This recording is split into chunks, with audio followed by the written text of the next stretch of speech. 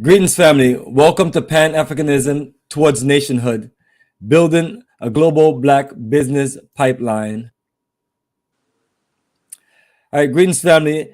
Welcome to another live with Bomani Tyehimba of Africa for the Africans, Tourism Investment. And I'm here with my good brother, John Cashin from Metro Land Ventures and Metro Rail Limited. And family, we're here with you for vision for Pan-Africanism towards nationhood as we get into different conversation. And tonight's topic is the great solution, building a Black business network in America and Africa. Right. So me and John is about to get into it as far as analysis and also recommendations, and also talk about things based on our experience and as far as living in America and making moves to Africa to do business, and for him specifically living and doing business. So greetings, John. Good day, my brother. How are you?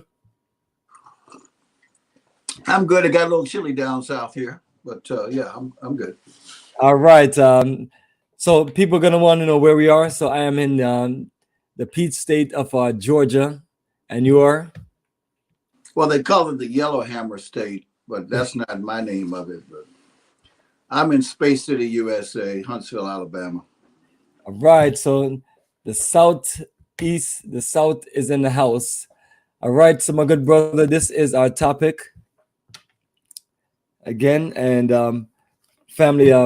These are things that we're looking to connect with you. So if you're out there, we're gonna post a link within 30 minutes of the video, and you can join us and have some good questions for John. Very sharp brother, but you're gonna definitely hear more about his background and the things that he has been able to accomplish going to Africa.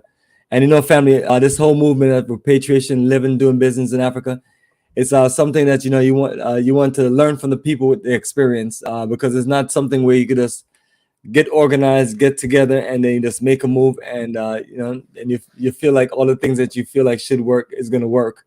You're dealing with different cultures, different energy, different type of government, different systems, and just different people in general, different terrain, and so on. So, John, would you like to do a quick introduction before we get started into it? And I'll do a quick introduction myself of Africa Tourism Investments. Okay, well, if anybody was paying attention to the last show that I participated in, I gave a whole biography of my family for over 150 years, but that was a different topic. As far as business is concerned, I think that's kind of like the focus this time. Absolutely. Oh, let me see. Okay, well, I have two companies that are still alive. I've started, I guess, two or three others. One or two I might revive. But Metro Land Ventures and Metro Rail Limited are both Nigerian registered companies. Metro Land was an ICT company. I'm still an Apple value-added reseller, primarily Apple products, but anything that works with an Apple product, including setting up studios or back-end data mining, as well as incorporating surveillance with drones, productions of concerts in HD format. I've covered Rihanna, Usher, Jay-Z, Mary J. Blige, Chris Brown, Erykah Badu, Lionel Richie, and others, all in Nigeria. I studied broadcast and film communications for 2.5 years at the University of Alabama. Then I went on and studied geological petroleum engineering technology. That was at Texas Southern University, the second one. The first one was University of Alabama. A while over in Houston as an undergraduate student, I ran for city council, and I ran on the monorail train issue. And I bumped into 5 Nigerians, this is 1984, by the way, who were inviting me to come to Lagos to put up the monorail that I proposed for Houston, but they decided to go with light rail. Ironically, Lagos State went ahead and went with the same wrong technology that Houston did. Houston has about 104 fatal accidents a year that you never hear about because the rail goes into traffic. They spent at least 1.2 to 1.6 billion dollars in Lagos, Nigeria, to do the same antiquated pre-World War II light rail technology with a fancy-looking Millennium train on top, but still an unautomated driver system is what they're trying to do. They're trying to put in diesel-powered electric. So I spent quite a bit of time from the late 90s through even up to now, consulting in transportation generally, as well as being an Apple value-added reseller in the Apple channel ever since Steve Jobs came back to it in 1997. I've been using Apple computers since 1985 when I was working for Standard Oil of Ohio, Houston, Southwest Houston. I also ventured into Turks and Caicos Islands. I was in Providenciales in 87, 88. I know the Mystics, I mentioned that last time, which is a crown land. It's got a flag, but I guess Jamaica has a little bit more flag independence, but still there's a governor in both of those island states appointed by the crown, now being Prince Charles III.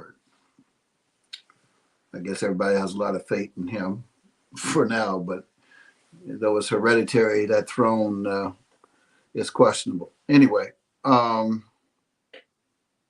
that's the basic background. The first company I did found in Nigeria was Solar Satellites and Communications Nigeria Limited, with 2 Black Americans and 2 indigenous Nigerians.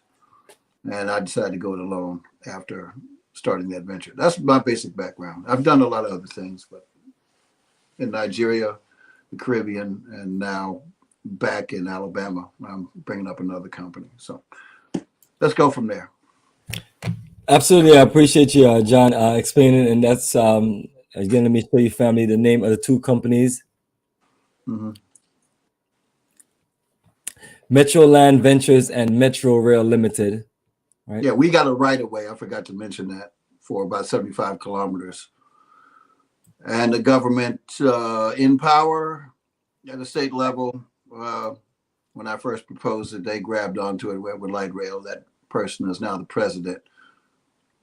If anybody knows about the turmoil going on, his election is in dispute. Wow. But I don't expect his entity to contact me. However, the gentleman that I think did win, which is Peter Obi, some of his people have contacted me, especially the state that he formerly governed for 2 terms. And I'm now consulting with them. So I went a long way. I spent a couple of decades on the project, but anyway. So perfect. So you have a few decades of experience on railroad system, right? So you learned that in high school or the university or tech school? Are you talking about rail? Yes, rail systems. Not the consulting part. City Council of Houston, my issue was the monorail issues. The money that they would use to put up 6 miles, and we could have put up 20 miles worth of monorail up and out of traffic. But powers that be seem to want to milk the money of antiquated technology. They don't really care about the project and the people, nor serving the Black side or the minority side of town. In this case, I'm talking about Houston, Texas. But there's other things that I can see right through, like the one proposed in Accra, Ghana, or the one in Atlanta, Georgia. You know, the one in Atlanta, Georgia, they got a bond issue or whatever for $2 billion, but they spent less than $50 million. I'm wondering where the other $1.95 billion went. And Black people are running that show in Atlanta. So corruption is everywhere. That's all I have to say. Absolutely, and unfortunate. Sometimes these are things. And you're in Atlanta, so I think you know what I'm talking about. I'm just a resident here doing business. Mm-hmm. You know what I'm saying? There's a resident here doing business. Okay. So that's what I'm talking about. You have experience on making a move from America and going to the African continent and getting yourself involved in business and getting yourself involved in working on projects, whether it's successful or unsuccessful, telling people it's a whole different world. What would you say would be the big difference if you're trying to kick off the same project here in the U.S. Versus there in West Africa specifically? Mm-hmm. You mentioned certain limitations that the project never kicked off. Oh, we And, got and we see monorails that's more popular in all parts of the rest of the world, right? yeah, that's where you're going. It's a lot more efficient instead of a whole bunch of cables everywhere, Exactly. or in the third rail in between two antiquated steel wheels on steel rails. We're talking about rubber tires wrapped around in 4 to 6 or 8 positions around a monorail. It cannot derail. Light Exactly. rail will derail. And the Asian all the other regular steel rail, it will derail. It's a question of when, how fast it's going, and how many people will get killed that either go across the track, step on the track, or be in the wrong place at the wrong time. And that's the situation. So the rest of the world, especially like in Asian countries, that's the game of the day. Yeah, so, like Japan. One out of every 6 passengers on a form of rail every day is a Japanese. And they've endorsed monorail. I mean, they built a system in 1964 that's had almost no deaths, including during the earthquakes. Perfect. So I say that to say that elevated monorail has less than 20 deaths since 1901 when the first public one was put out. But Houston kills over 50 to 100 people every year, and you never hear about it. Unbelievable. That's just one system. one system. One system in one city. Okay. So anyway. So family, that's the situation right there. So we can see that. I just want to get that out the way to let people understand that you're a visionary that came with a nice system, and that's what we have to do, family. We need to do things innovative ideas, do things right, but also along with innovative ideas. Depends on the level of how you need to get, whether it's private investors or government involved. You just gotta. It's something that doesn't always go through, and I hear these different stories. But you came with an incredible vision, but so no other groups picked up that project. So it's still basically the same old rail train network. Which project are you talking about? Nigeria. Oh, okay. There's more than one project going on there. And I'm talking about the one with the railroad. Railroad? Monorail versus railroad. Monorail.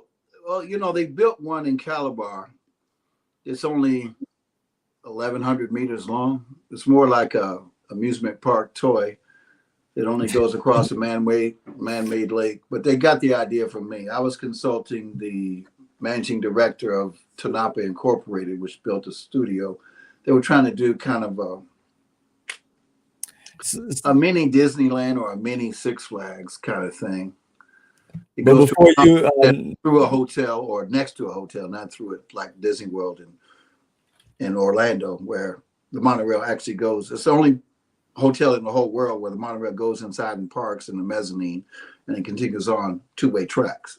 If you ever go to Disney World, be sure you go there to the Contemporary Hotel and Marina, Resort Hotel and Marina.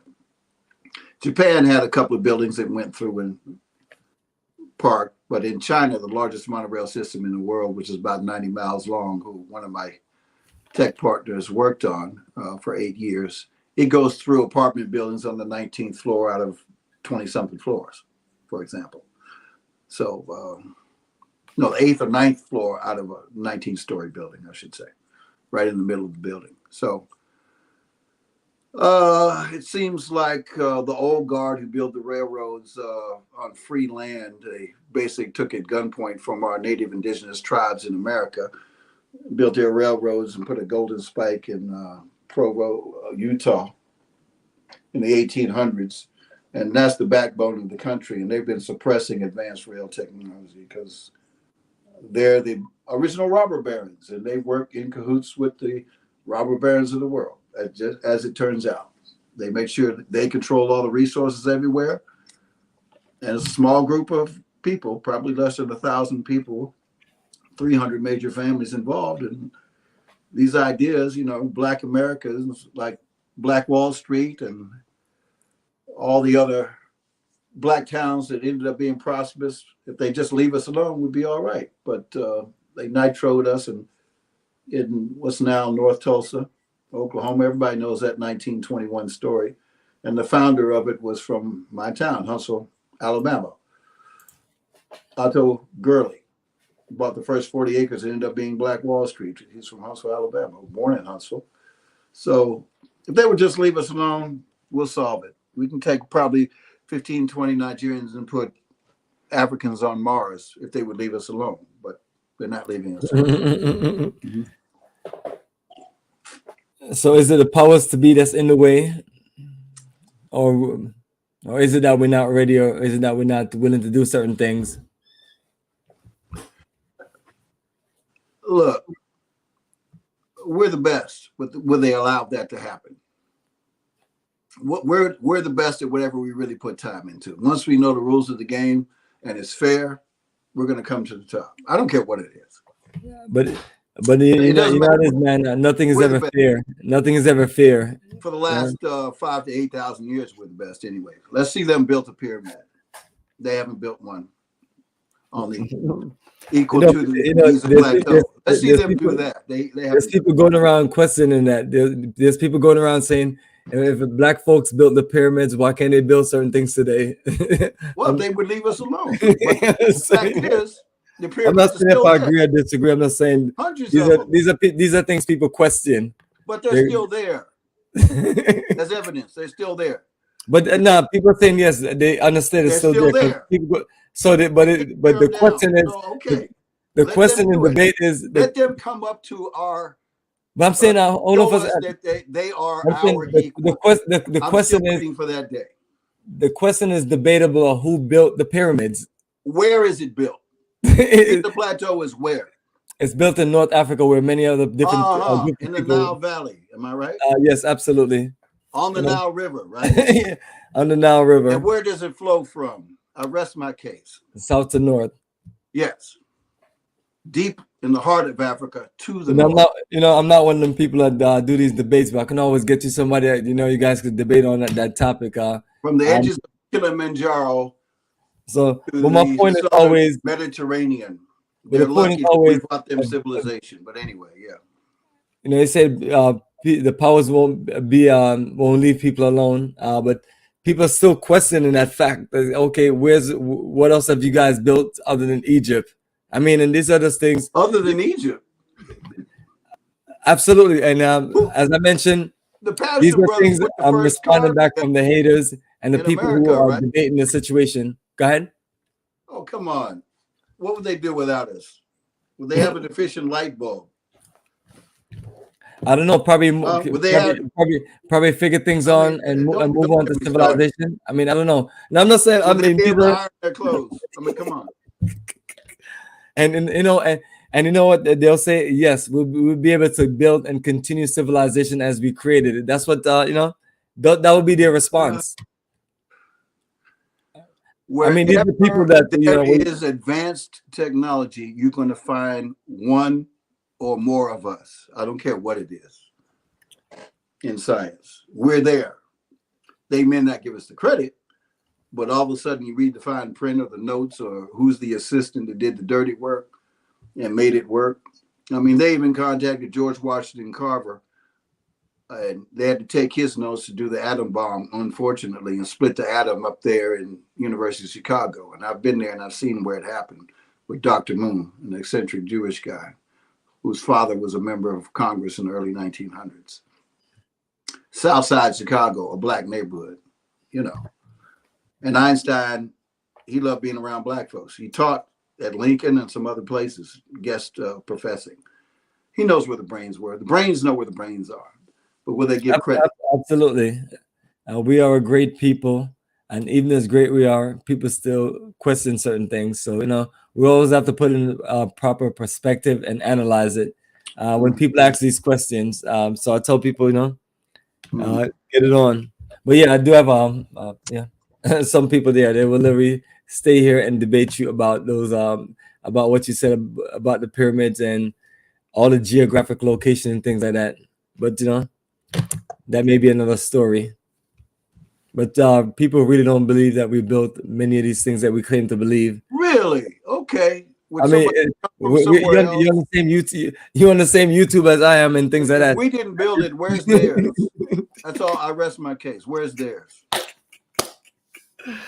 But so that's what we're going to get On into. 1/10 scale, even the Japanese company, Nippon Corporation Construction Company of Japan, came and tried to build Great Pyramid on a 1/10 scale. After about 10 years and 3 tries, they gave up. We're talking about 1970. So some people say that maybe aliens from outer space came and just dropped them things down. Isn't that us? It's a milestone, man. But yes, brother, absolutely. Okay. So definitely, what we look into this, get into because if, regardless if people want to debate our past history or whatever, what they're gonna say is like, okay, past and present. So we give you this, we say that you guys are great in the past. So let us know what you're doing right now and what you're building and how you're competing on a global scale. So these are the things that's we're here to talk about, how we can build that connection from America to Africa, Africa to America, building basically like what we talk about, a global Black business pipeline. Mm-hmm. So what's the format tonight, fellas? You got 50,000 people waiting to ask questions or do some inputs? There's a few. Where do we go from here? There's a few questions posted. That's what I was talking about. What I just mentioned. How do we start to formulate a situation where we're competitive? Because, like I mentioned, all the things that you talk about, people are gonna say that's in the past. And if you guys are so great now, what are y'all working on as far as building a connection with Africa to America, building infrastructures, making moves, doing diplomatic connections? So my thing is, how do we start to build and put those things in place? Because we know it's not like a popular thing going on. Well, but that's still what we're talking about, the connection from Black America to Africa. And how we can get in the game of competing in Africa, as we see all other nations and races there. And most of us, we're there for tourism or just retiring or hanging out and doing a small little business. How can we take it to another level in enterprise and compete?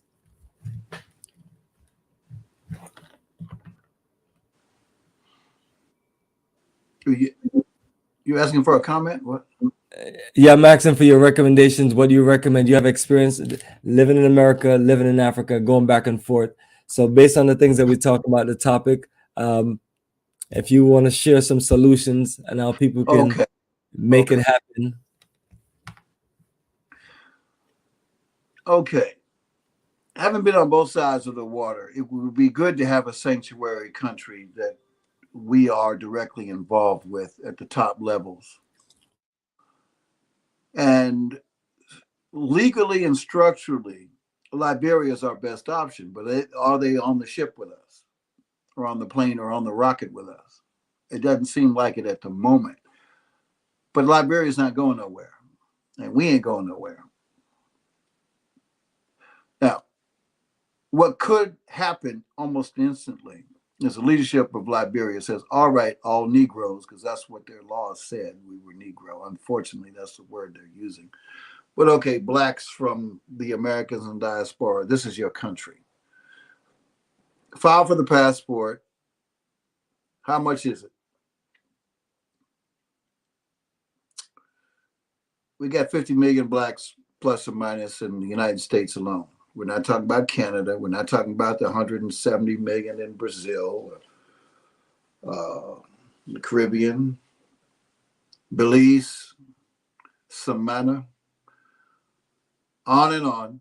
How much is the passport? 5 million of us in the Americas, and we gave $1,000 for a passport. What's 5 million times $1,000? With that kind of money, we could have a bank that takes care of all of us. So they're going to wake up and smell the coffee or smell the fruit.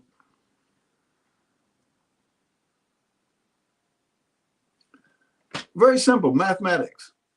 We don't have to go to Europe for that kind of money, right? 5 million times 1,000 is How much?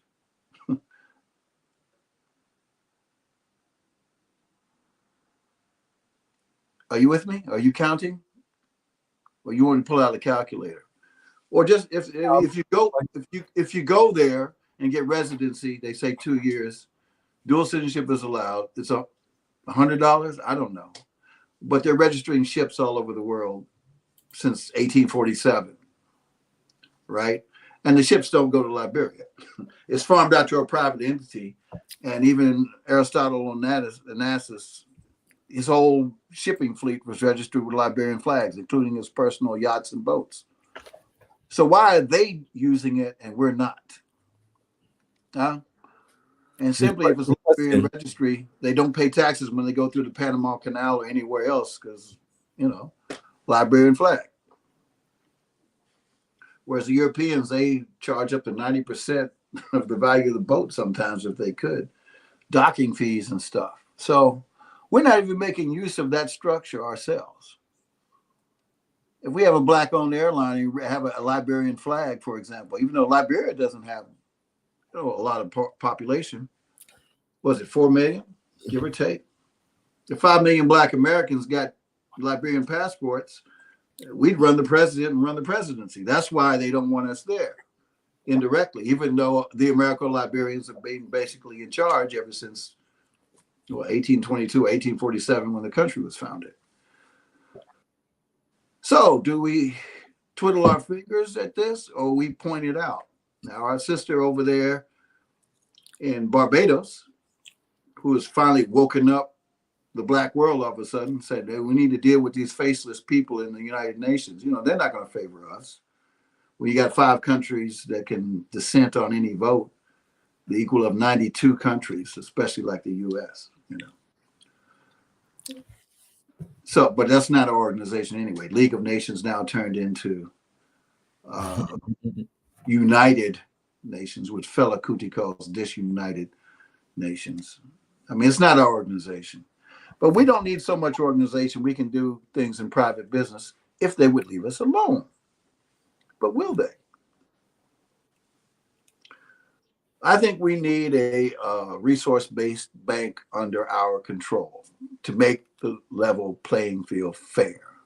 And just be quiet about it. Don't go make a whole bunch of noise and fanfare like my brother Louis Farrakhan went over there with Uncle Muammar Gaddafi with a $5 billion check that the United States Federal Reserve wouldn't clear. Don't make noise. Just quietly go do it. Go into Turks and Caicos, make them independent, start a bank there, or Bahamas or somewhere. Just don't even announce it. Just go do it.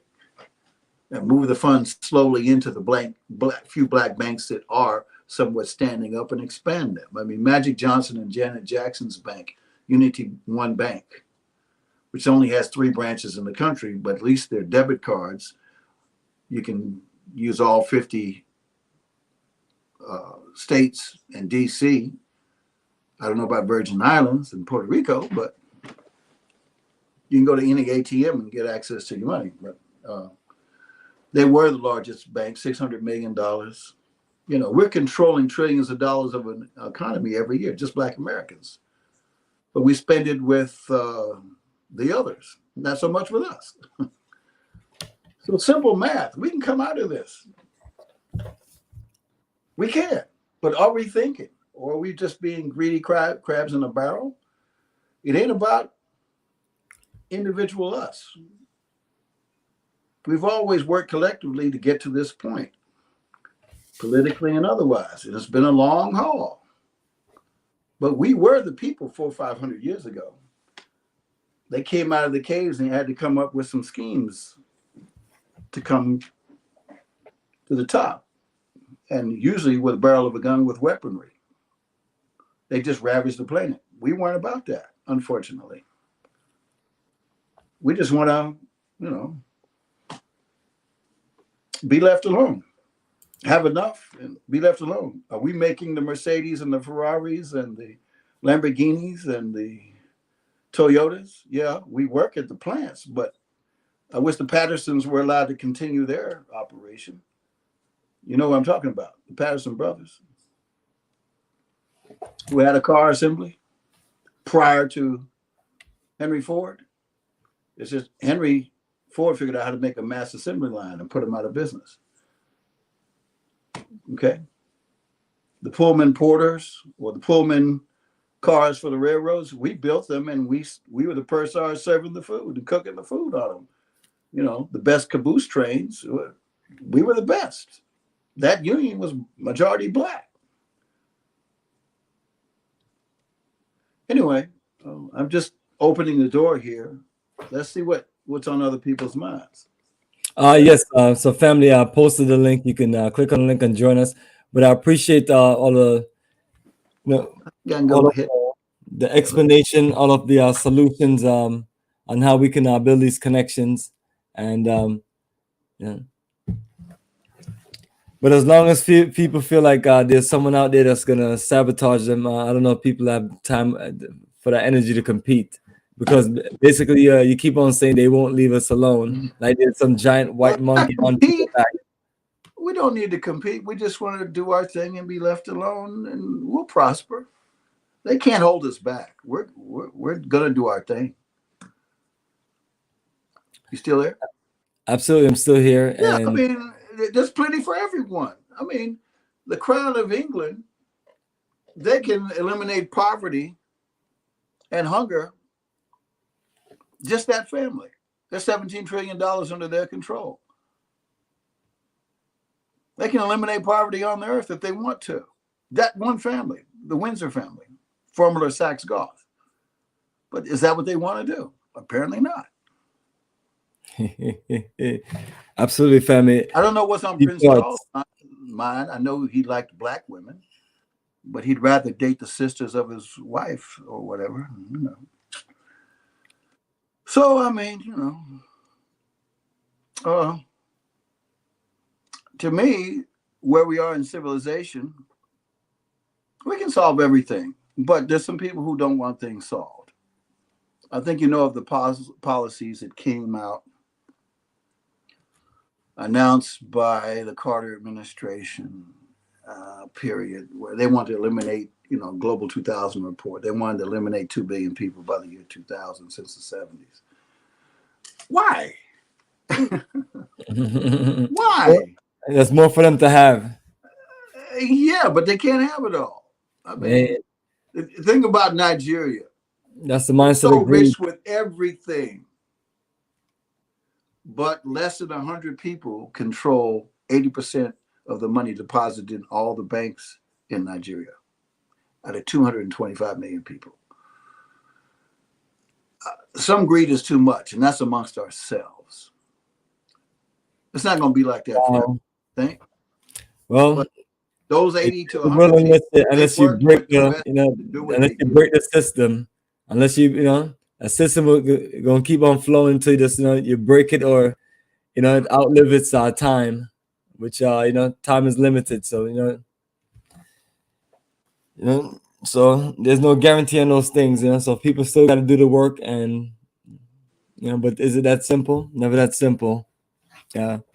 But family, you heard what John just mentioned. Less than 0.1% of the population. 0.1. I said less than 100 people out of 225 million. Which is like less than 0.1. Oh, 0.01. A lot less than 0.1. Try 0.00000. But that's the way it is on the planet. You got 300, the Committee of 300, right? Look them up. The Queen is in it, and even there's a few black people in it. John Corfor, Andy Young is in it. But they said 2 million people they want to get rid of, right? So Colin Powell was in it. You know, there's some choice. It's not enough to share. Blacks, Negroes. I mean, keep in mind, our last half-black president is Prince Hall Mason. Colin Powell is a Prince Hall Mason. Jesse Jackson is a Prince Hall Mason and a Q-Dog. So what all of this adds up? Thomas, I mean, you know, we don't just get there arbitrarily if it's a black male anyway. There's some connection. More than likely, the Boule, something, you know. But all that aside, if there's, they can't control it all. If we the so-called Black Americans spent that, what, 1.2 to 2 point something trillion dollars a year amongst us, just imagine what would happen if they, like in Huntsville, Church Street, you could go there and just have some money in your pocket. You could get new shoes made for you. You get new coats and suits made for you. You could even buy if you wanted it, you could buy a casket that folded out as a couch. So you live on the couch and then you die in the couch. Just fold up and go in the ground. I mean, talk about planning. Get a haircut. Stay in a hotel. Black owned, Black restaurant, Black taxi company. Black everything. But we wanted to be integrated or desegregated, and then we started spending it with the Jewish stores downtown or their malls, which hardly nobody goes to. It's cheaper to go online. And we were forefront of that. I mean, Mark Dean invented the 9 key patents to make the personal computer when he was at IBM. If he were not melanated, he'd be beyond Bill Gates. But, you know, he was working for the company, and we got personal computers thanks to him. The cell phones and the communications, Black. We did this. Where are they getting the minerals to make it? Primarily the Congo jungle. I mean, every phone requires 3 metals from Africa. Every space shot requires 5 substances from Africa. They're not going nowhere without us or somewhere we are. If they want timber, they got to go to Africa. You can't get it out of Brazilian jungle anymore, hardly, not legally. But we don't have to use timber. I could go on and on and on. But we got to make some sense out of ourselves. You know, there's people in key places that you can point to. The last show, I pointed out that, you know, George Weah, he's an indigenous tribed Liberian, but his wife was born in Jamaica and his son was born in New York and played for the United States soccer team in the World Cup. That one family is the key to turn the tide. Does anybody know them? Do you all know anybody who just, hey, George, man, we need to talk. You know, oh, maybe he doesn't know what to do. Maybe he doesn't want to do anything. Let's find out. And let's support somebody other than him on the next election later this month, I think. I don't know. So, I mean, the 10th. To me, it's pretty simple. The structure is there. We're not making use of it like we can or could. Yes, and I do remember our last time we talked. We can learn from our lessons, like the Freedmen's Bank. We put a few $1 billion in there, and they ran it into the ground. General Howard, who Howard University is named after, a Union general, they helped set it up, but they ravaged the bank. By the time they got Uncle Frederick Douglass to run it, it was already gone. The last 2 years or so that he got in there to, you know, he didn't know how corrupt it was, but they're not going to set up a bank for us. They're just not going to do it. Yes, absolutely. And neither should we, want that to happen. Definitely got to work on the level of independence. My good brother Jughead say greetings, brother Bomani and brother John Cashin. Love and respect from UK brothers. That's our good brother. Appreciate your energy, Jughead. The link is below if you want to join us. And John Cashin is ready for any of your questions. And family, again, this is our topic. We're talking about the great solution, building a Black business network in America and Africa. And John has beautifully illustrated, talking about different points here in America, there in Africa, and all of the connections. So the link is open. And I got one of my sisters, Mimi Roberts. Appreciate the link, sister. And let me find your comment. Someone put £5 and she, what's with the $20? Anyway, it's your show. It's a donation to the movement. Oh, okay. Movement of building Pan-Africanism towards nationhood. Are So these 20 appreciate frauds the or 20 silver dollars? Frauds. Federal energy. Reserve accounting unit dollars issued by a private corporation, paper with no promise on it, or 20 silver dollars. It's a digital That's, transaction. we need to go back to the 1847 Liberian dollar of silver, which is identical to the standards of the US dollar, 371.25 grains of pure silver, or 412, 90% fine grains of silver. Substance. Otherwise, they can just make our paper worthless in a day. Well, more like a minute. Now they want to go digital, where we can't even touch the money, and they can just Absolutely. Hit a eliminate it. button. Oh, you don't have nothing anymore. But if you're holding that substance in gold and silver coin or ounces without denominations on it, There you go, man. that's your wealth. You've acquired it. And if your house burns down, wait till it burns down, cools off, and you can go pick up your coins and put it in your pocket and keep on going. But paper, you flush it down the toilet and never get it back, or burn it, it's gone. Digital world, brother. The 21st Well, no, century of I want modern digital. evolution. We can have a debit card, but I want to put my ounces in our own safety deposit boxes and banks. Digits, you can count them, but hey, we need to go to warehouse banking, resource banking. That'll help us a lot. We have all of the talent. Let's do it. Invented paper money. It's their patent. That's their monopoly game. But we've been using gold and silver for how many millennia? I mean, the Great Pyramid apex was capped with 40 foot of gold. Of course, it's not there no more. The apex is gone. So, oh yes, and somebody sent that's a lot of gold. That's a lot of gold. I got a question for you. I say, if we had received our reparations in 1866 and had been left the F alone, the U.S. would be a type 1 civilization by now. Yeah, but that wasn't their plan. Appreciate the energy, Jughead. And remember, in 1866, a dollar was 0.77 of a troy ounce of silver, 90% fine. Wow. Don't forget that. We were earning gold and silver coin back then. And that's what the U.S. Constitution says today. No state shall make anything but gold and silver coin a tender and payment of debts. Article 1, Section 10, Clause 5. It's still there. Never amended.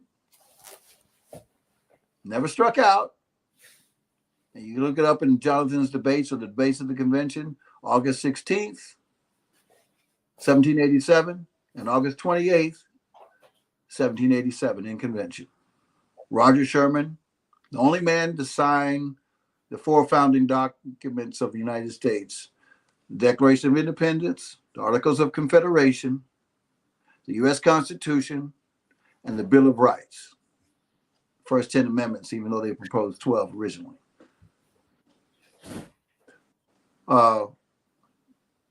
Roger Sherman of Connecticut, the only man to sign all 4 documents. He was a very astute judge, very quiet, unassuming man.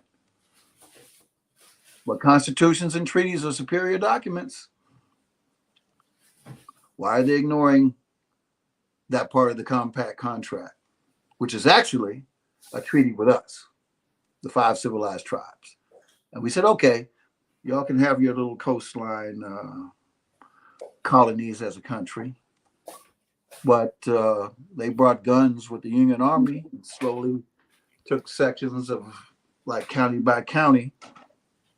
And the Union soldier that usually came to Cherokee land and Chickasaw land down here, the treaties of 1805 and 1806, once this capitulated, usually the county got named after them.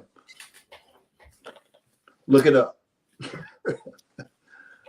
If they would just leave us alone. I mean, the Indian Removal Act of the 1830s, it was because they found gold on our land in northwestern Georgia and eastern Alabama and southern Tennessee. And they said, no, these millennium melanated black indigenous people, we got to move them because they own this land. There's no doubt. We got to get rid of them. I mean, so-called Louisiana Purchase When we defeated De Soto in 1540, Hernando De Soto in Mobile, Alabama, and they claim they can't find the battlefield. But he was the Spanish conquistador governor of Cuba. He never made it back. They took his bones out to the Mississippi and claimed everything west of it for Spain. And that Spanish claim, that secret claim, without surveying, obviously, ended up being negotiated between a second cousin from the Spanish royal family to the French second cousin of the royal family, right? After Marie Antoinette, the Queen of Great Britain and France, was guillotined to death. And they used that as a debt. Say, cuz I owe you. So take this secret claim and make a deal with the Americans, since the French were friendly with us, supposedly. And Thomas Jefferson, our third president, that had some black and squaw blood, as it turned out, he was emissary to France during the Constitutional Convention. Remember, he didn't sign it, but he wrote the Declaration of Independence almost verbatim. Nonetheless, he snuck out Lewis and Clark expedition and used that with a female squaw to go make deals with all the chiefs. Oh, okay, yeah, this is good for you. That ended up being the Louisiana Fraud Purchase. They went beyond the Constitution to purchase a piece of land. Who owned it? Oh, France owned it? Really? It doubled the size of what's now the United States at that time. I guess they surveyed it all, right? With two men. No drones, no satellite technology. Yeah, okay.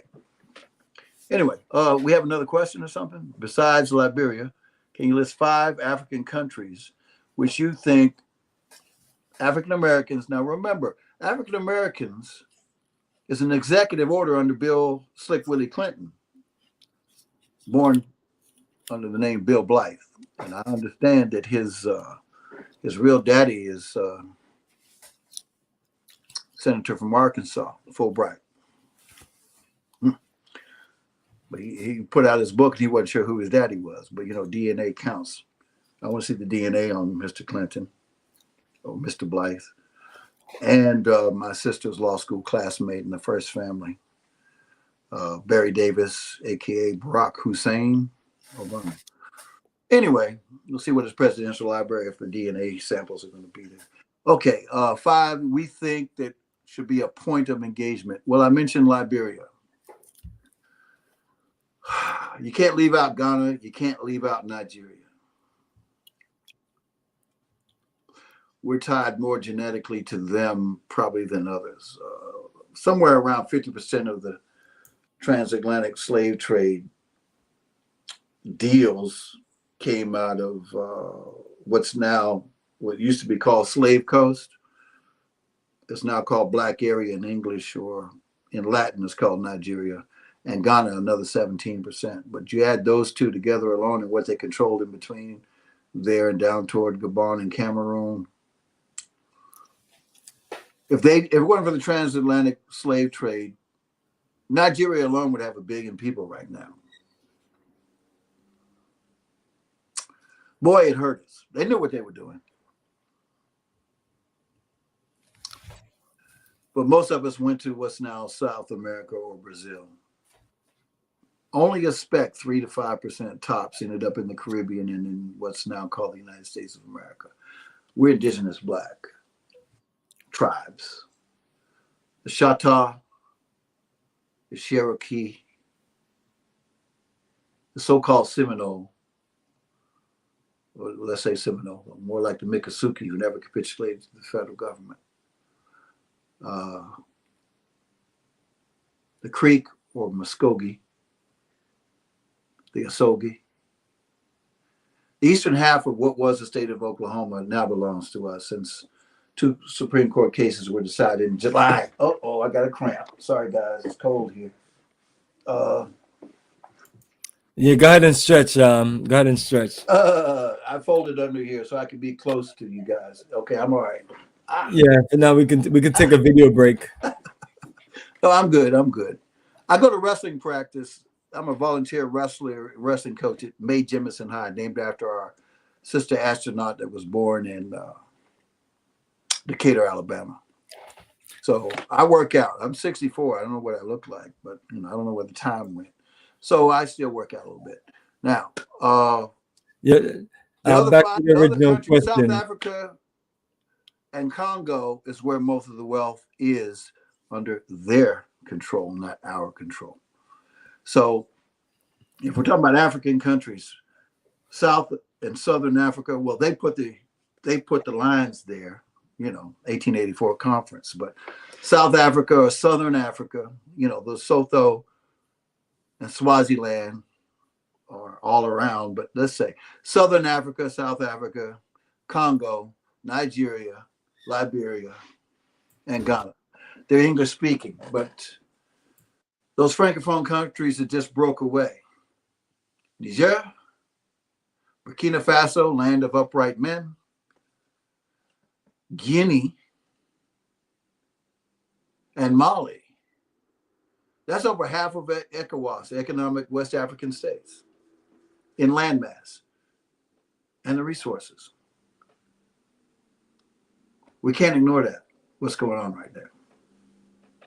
They speak French. Well, that's the official language that the colonizers put. But we have to pay attention to what's going on right now. It's very interesting. Now Gabon has had a coup too. The Bongos are stinking rich. Just like the president of Cameroon has been in office 38 years or something. And little Togo, the father and the son, have been ruling since 1963. In Togo, when they killed Olympio in front of the U.S. Embassy, shot him in the back. Anyway, I've mentioned 5, but we got to pay attention to quite a few more. Hope that answers it. Any other question? Yes, John, that answers that question perfect. Thank you for the detailed explanation. So, Brody, appreciate the question. Let me see what else I have. You have a few of your fans coming in.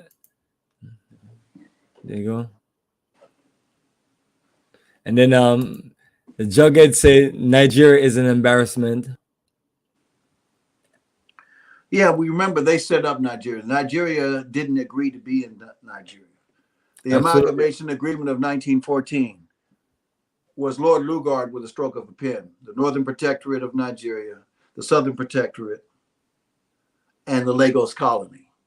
He decided to amalgamate it into one country in 1914 without the so-called Nigerian people involved, just with a pen, because they put him in charge. The British put him in charge of it all. Where did he get to be in charge? Using the United Africa Company and the Royal Niger Company. They went and purchased it. From who? From the guys that went in there with guns to find what resources were there, built a railroad that went in from Lagos and came down after going all the way north in Port Harcourt, but no transportation east-west where we can trade amongst ourselves within the country with narrow gauge rail, something that doesn't last more than 10, 15 years, but it's been there since the 1920s. Go see this movie if you can find it, Mr. Johnson, set in Nigeria in 1923. Pierce Bronson is in it before he became James Bond. Try to find a copy of that film. I have a DVD of it. It kind of tells you how they were thinking about us, even though it's a comedy and a racist little thing, but it's something that we got to note. So a few Nigerians were in it. I know of a couple. I met a couple of people or their family members, like Herbert Agunde. He died on set right when it closed, mysteriously, right? He played 3 different parts in it, kind of like the predecessor to Eddie Murphy, doing the clunks. But they did a good job. But once you know the story, And that amalgamation agreement from 1914 was the last 100 years. So it's been expired since 2014. But they're trying to keep these leaders that we don't really want in power. If you know anything about the election and the tribunal that's going on as we speak, it's going to be very interesting to see if Nigeria is still Nigeria in another year. Okay, let's move on. The self-hate is real. Absolutely. I think self-hate is more promoted than anything. Marie Shy, I don't know where you are. You look somewhat African. I'd like to know where you are, though, or what your DNA is. Absolutely. And let me get to the next question. It's promoted. I mean, you know, they want this hardcore rap, gangster rap, or whatever you want to call it. I mean, I don't think I'm that old, but you know, they're not listening to Public Enemy and KRS-One and Dead Prez and Wu-Tang Clan. They're listening to these guys that, I mean, it's who can hold the most, who can shoot the most, who can kill the most, who can drug the most, versus Songs in the Key of Life by Stevie Wonder, or even Talking Book, a 19-year-old Stevie Wonder wrote. Boy, they removed us from our conscience. I mean, the self-hate is promoted. I think we actually love each other. But some of the cream of the crops, you know, I'm not calling no names, but our NBA players and our football players or whatever, they're dating and marrying outside the race. I ain't got no problems with it, but what's really on your mind, bros? And some of the sisters too. What's really on your minds? But I understand what you're trying to say, Mari. We still love you. We still love everybody. It's just I think a few of us, or too many of us, are a little mixed up, living in the moment of the 5 to 15 second propaganda bites inside the what do they call it? The rap and the music and the commercials. Subliminal suggestions. Boy, they're working on us. They got us good right now. But once you're on track, they can't take you off of it. That's what I got to say. Absolutely, brother. Appreciate it, and appreciate the comment, sister. I'm gonna go to a few of these. Let me play some from one of our newest haters. This person is called. All right. This person is called American Black Holocaust Survivors. Survivor Russ. All right. And she said 17 million Black Americans reject being African American. On the last census, we are now removing African off all our paperwork. We're done with Africans. We are innovators. We'll be fine. Let me hear from Jughead. Jughead, what do you think about that? And John, let me get your response also. Well, first of all, greetings, John. Greetings, Bomani. Yes. Greetings, my brother. Welcome to Pan-Africanism Towards Nationhood on a Sunday night edition. Yeah, thank you. Brother, yeah, that question concerned Sister Holocaust. I replied to her in the comments. I don't think you can display it about. She made a comment earlier saying that we rejected it. We rejected it. By the way, Brother John Cashin, I'm Nigerian descent. Born in the UK, but my parents is Nigeria. As a proud Nigerian British. Yeah, as a Brother Cashin, you're so correct. I love you. You are on point 20%, Brother Cashin. You are on point 20%. Regarding Nigeria and this is the truth regarding Nigeria and other comments. Now, regarding Sister's comments in the chat, now, I heard before that saying Africa we reject them. That's not true. Africans in the back home, we love them. The Africans that leave Africa, go to America, they're the ones with a bad mentality. They're the ones that hate Africa. That's why they've left there. So you meet the ones there that have hatred for themselves. That's why they left Africa. But the ones that love Africa are still back home. If you go there to see them. If you go to Africa from the diaspora, you see the love, the treatment, the respect. So this is the Holocaust. Go to Africa, go to Ghana, and you'll see your sister. I don't know if you've ever been, but let her call in, please, and have a discussion. Now, regarding Nigeria is an embarrassment. Nigeria should be superpower, Brother Cashin. You're correct. Nigeria is a disgrace. All that wealth proceeds, but Nigeria is still a plantation owned by Shell and BP. Nigeria is not suffering, Brother Cashin. Nigeria is suffering as I'm Chinese. Brother Cashin, do I look Chinese to you? The Nigeria is not serious for itself. Nigeria is an embarrassment to Africa. You know, because look at Pakistan. Pakistan has nukes. North Korea has nukes.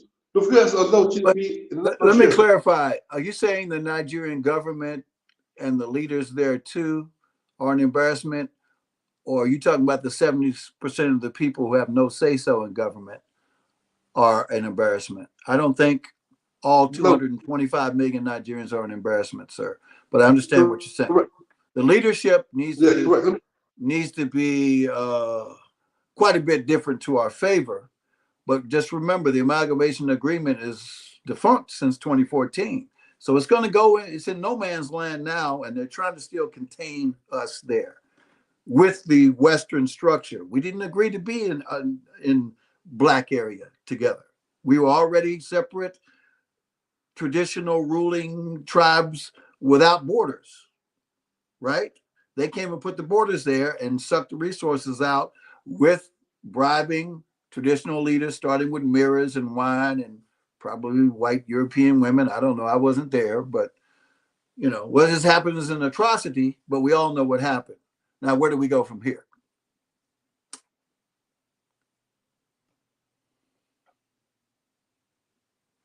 No sound. What happened?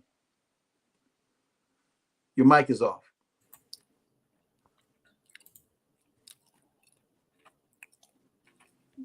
Jughead's mic is off. It's muted. He's trying to do it. I want to ask the brother, why does he call himself Jughead? Jughead, you're frozen. Maybe because he feel like he has a jug head. I don't know. No, we want to ask him. Let's ask him. Let me come again. Why you call yourself Jughead, Jughead? I think some people used to watch like Archie, and maybe they look like that name. I know, but he named himself. I want to know what he has to say about that. That's all. John, let me go through some of these comments. Why Jughead get himself organized. I mean, over here, even the white guys who were like in the Air Force, they call the Marines Jugheads. And so they're all the ones that always are having a fight when they go into the communities or amongst themselves. You know, it's always the Jugheads, the Marines. But you know. Yes, and sometimes some of those why names he calls himself Jughead. That's all I want to know. Maybe he was in the Marine, and I want to know. Let's hear from the brother. So absolutely, he's getting loaded. That's all. He's getting loaded. Let's get back to one of our newest haters, American Black Holocaust survivors. All right. So last thing she talked about removing the Africa of African Americans. So I don't know if we get all the response back on that one, but I'll save this one for later. Okay. Whoa. Put his comment back up. Now, this brother or sister. It's a doll. It's like a doll. No. I'm talking about who the human being is behind this. I don't know if it's a male or female. That's all I'm saying. Yeah, it's an American Black Holocaust survivor, spelled in a unique way. Okay, great. Our delineation is real. Pan-Africanism is like unscrambling eggs. Black Americans are not wasting time and money with silly Africa. They never helped us, but worked against us. God bless America. I don't agree with that. I don't agree with it 80%. This is a very negative oriented comment. It's a very negative. I like constructive criticism, but it's very general. Whoever it is saying I wasted 32 years in Africa because I said we're not wasting time and money with silly Africa. I was there 32 years. So they're gonna want to know what waste. They're gonna want to know what did you accomplish and why was your time not a waste? College, yeah. I mean, it wasn't all rosy, but it's not all rosy over here either. So maybe this person is connected to some of the top echelon of the boule in United States of America. I would like to know where the person is from. You know, we get My father all was kind of Black haters Mountain here. was Omega Psi Phi. You know, I know them. I know Black Masons. You know, are you AKA or are you independently wealthy and you've got $1 million silver dollars in your trunk under your basement? I mean, come on, sister or brother, let us know what's happening. Anyway, just another keyboard warrior. The link is posted. You can click on the link and you can talk to John face to face. We're talking about solutions here, right? Absolutely. We're always talking about solutions, but people, sometimes you got to hear foolishness to provide solutions. I can't. I'm not your sister. Nobody has a jughead in my family. Okay, so it's a female, I assume. But yeah, Jughead, can you tell us how did you name yourself and why? You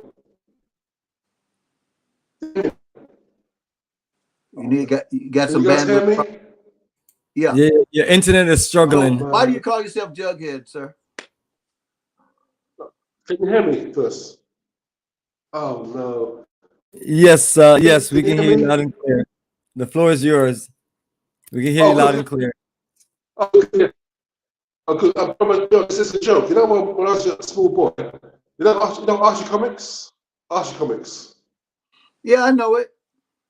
You know, yeah, when I was a small kid, I was what Archie it is. Comics. I'm just asking why you chose that that mime name or whatever. I'm going to tell you. When I was a young boy, I was a big fan of the comics. Archie Comics when I was a boy. The character Jughead, that's what I named after him, not the character. This is a joke. That's all. That's a joke. Okay. It's not too serious. Okay. Because it's a joke from the comic. Yeah. Now regarding I'm going back now. I promise later. I'm going back now. But if I tend to slow down a little fast, I do apologize. Yeah, I'll say what my mic went funny. Nigeria now. Yeah, the leadership is a problem. It's not the people. It's the misleadership that's a problem. It's cowardly and retarded. It's an embarrassment, brother John Biggs. Look at our little teeny Korea. Vietnam, brother John, went to war with Japan 3 decades. France for 2 decades, and America for 10 Japan? for a decade. You said Vietnam War was with Japan, sir? Is that what you said? Yeah, 3 decades. France 2 decades. It wasn't with Japan, sir. The Vietnam War was not with Japan, sir, to my knowledge. But anyway, continue. Who was it for? They was Japan for. They put 3 back to back. Japan, France, and America. 65 years continuous fighting. Teeny Vietnam. Go on. The war in Southeast Asia included Cambodia, included Laos, included North and South Vietnam. And the U.S. government's forces lost that war. The North Vietnamese won with support of you-know-who. But we had no business there at all. Just like we had no business in the poppy fields of Afghanistan either, and other places. We ain't got no business over there.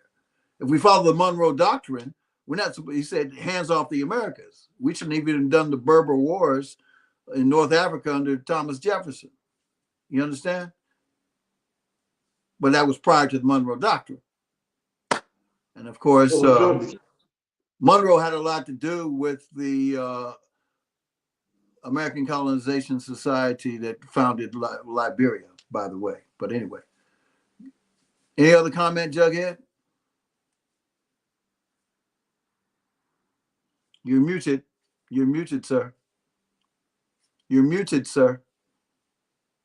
The Jughead. Can you hear me now?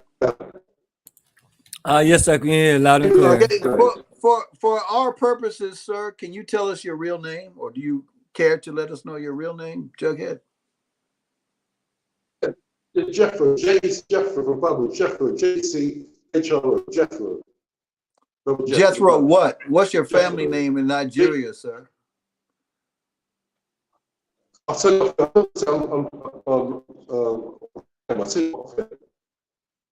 I couldn't hear you.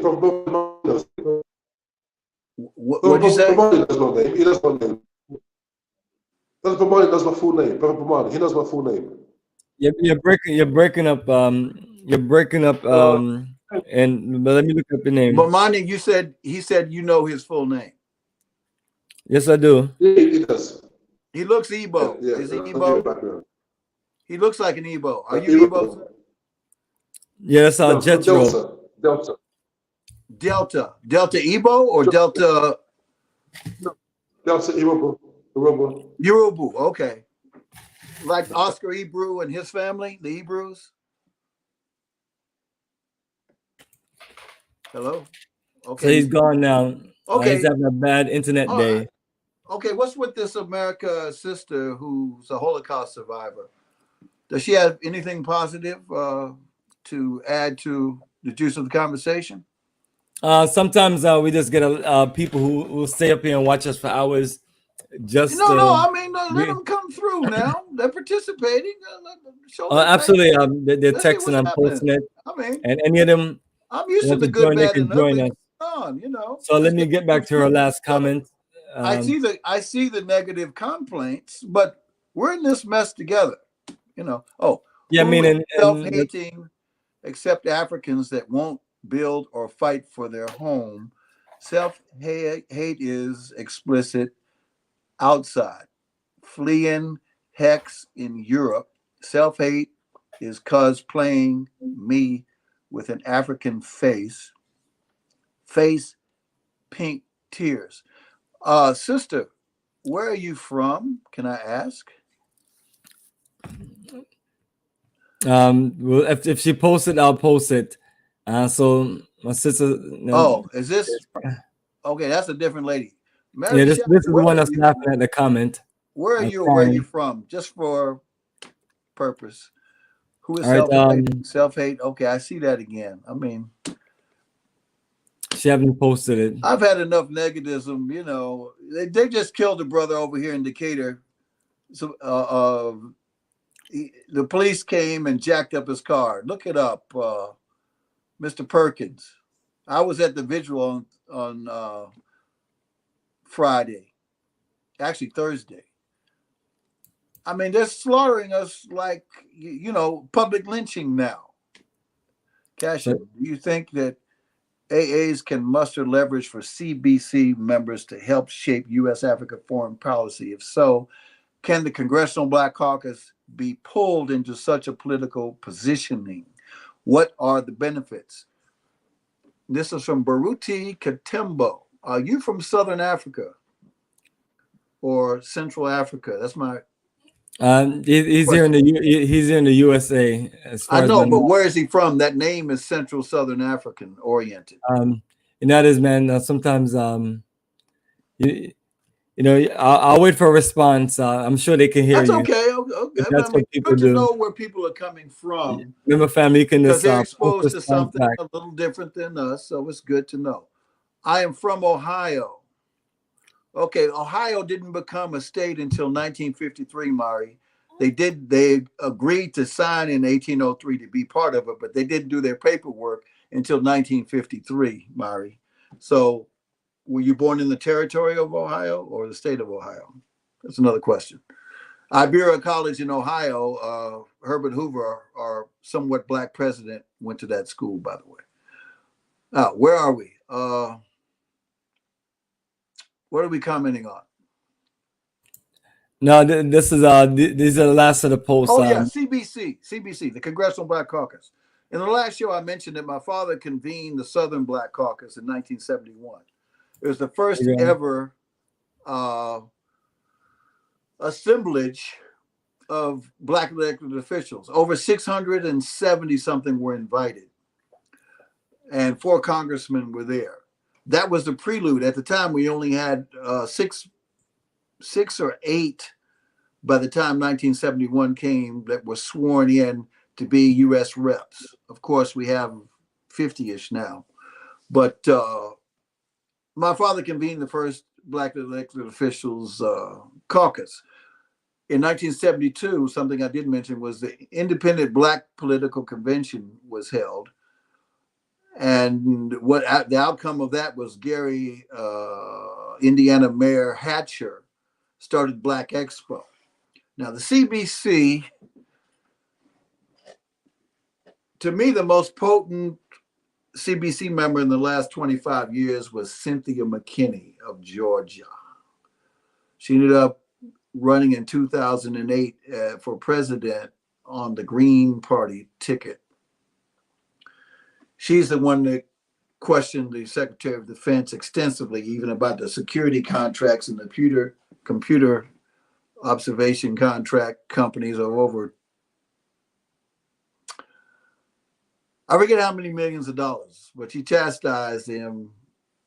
And for doing that, she got blackballed by the CBC. And if you're elected U.S. rep, you're supposed to oversee the expenditures of what was appropriated, and all bills of appropriation begin in the House of Representatives, not the Senate.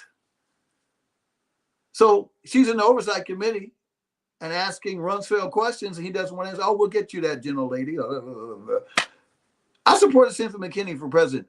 The Green Party, they're a pro-taxation party, but Cynthia, she's down for the cause. Okay? She married a Jamaican. Her dad was known in Atlanta, Bomani. I guess you know the road that's named after her dad. I think something's named after her too. She's still alive. Professor and actually a legal scholar too. CBC is not as potent as it should be. They have enough clout to decide with 50 congressional districts. They could sway every election. If we had an electoral college via the 12th Amendment where we elect electors district by district. Because if we control 50 districts, most presidential elections are within 50, one way or the other. But until they start clamoring to elect an elector in each of these districts that we obviously are having Black elected officials from, they need to make use of that authority. But I don't think they're on the same page with us.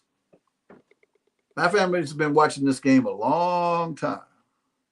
John Mercer Langston is a relative of mine, elected from Virginia. He won the 1890 election, and they refused to seat him as a radical Black Reconstruction Republican. He had to sue to be seated, so he sat in the office less than a year.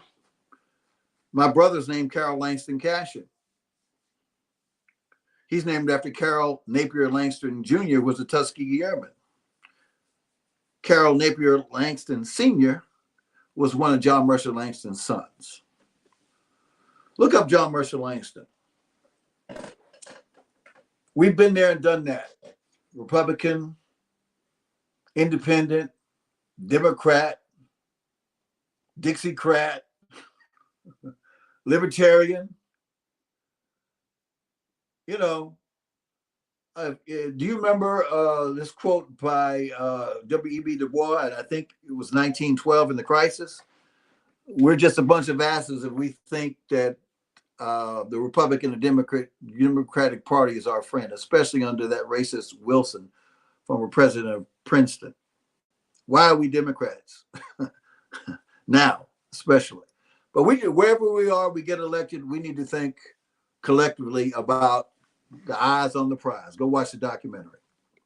The eyes on the prize. Keep our eyes on the prize. So the CBC, what they could and should be doing is another thing from what they're actually doing.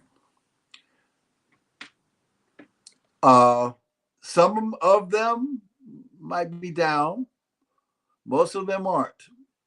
I don't know them personally right now, other than Terry Sewell, who spoke at my dad's funeral in 2011. And of course, she's from Alabama. Went to law school with my sister. Born in Huntsville, Alabama. If I was a great Cynthia, the best I'll give her is a 7 out of 10, which is a low C, right? But she knows her own constraints. You know, remember, to be elected to Congress, you can no longer inhabit your state. You become a DC subject. Just remember that. You're working for the DC corporation once you're elected into the CBC. You can't live at home. And there's a reason for that. You are now a federal subject. And you get a stipend for life just to be elected one term, even if you don't serve the whole term. Keep that in mind. Who's the boss? A lot more policies. You know, some of the CBC, they do take trips to Africa, etc. But almost every freshman in Congress has to sign or agree to support Israel before they do anything else. If you notice, Cynthia McKinney is very critical of the Israeli state, which is the private Rothschild family estate. Since 1898, they've been trying to get their private state, and they have it now. I guess just last week or recently, you saw where Hamas and co gave them a fit of support. So it's interesting what's going on now. And someone asked me something about it. And I said, look, an Israeli or Jewish man's going to watch his money first. If there's too much crisis, they'll back out. You know, but they're going to watch the money. They have this golden rule of 3 rules. 1, watch the money. Number 2, be sure you watch the money. Number 3, be sure you watch the goddamn money. That's a Jewish man for you. But anyway, I digress. All right, Cashin, John. I'm an African Diasporian, Bantu originally ancestrally. As you know, Bantu is beyond borders. Katembo, spinoff of Tembo, linguistically triangulates amongst East, Central, Southern Africa. You're right. I figured that out. That's why I said Central, Southern Africa. Right on, bro. What's next?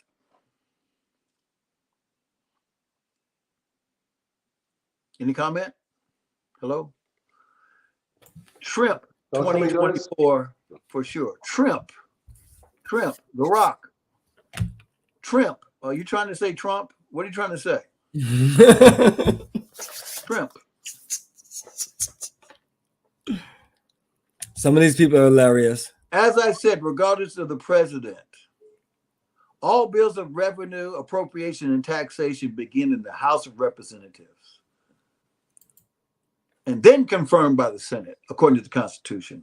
And we instruct the president what to do if we really want to have we the people in power. That's how it's set up. The executive office takes orders from the House. The Senate are supposed to be selected by the states, but with the 17th Amendment, they went to popular election. So you don't have the people like Charles Lindbergh Sr., the father of Charles Lindbergh Jr. Lindbergh Sr. was a senator from New Jersey elected under plurality. And his son flew the Spirit of St. Louis across the ocean, right? Solo flight. The grandbaby was kidnapped and killed. And the trial finally came to a guilty plea. Get his book, The Money Trust, small yellow book. Someone stole it from me. I had it. Published in 1914. He came back and the Federal Reserve Act had passed. He didn't know how. There were only 3 people present, 2 House members and a senator, as I recall, to pass the Federal Reserve Act on December 23rd, 1913. Everybody has already gone home. Remember, you couldn't get on a jet and fly to LA or whatever in 1913. They just barely had a few biplanes. Otherwise, you go by train.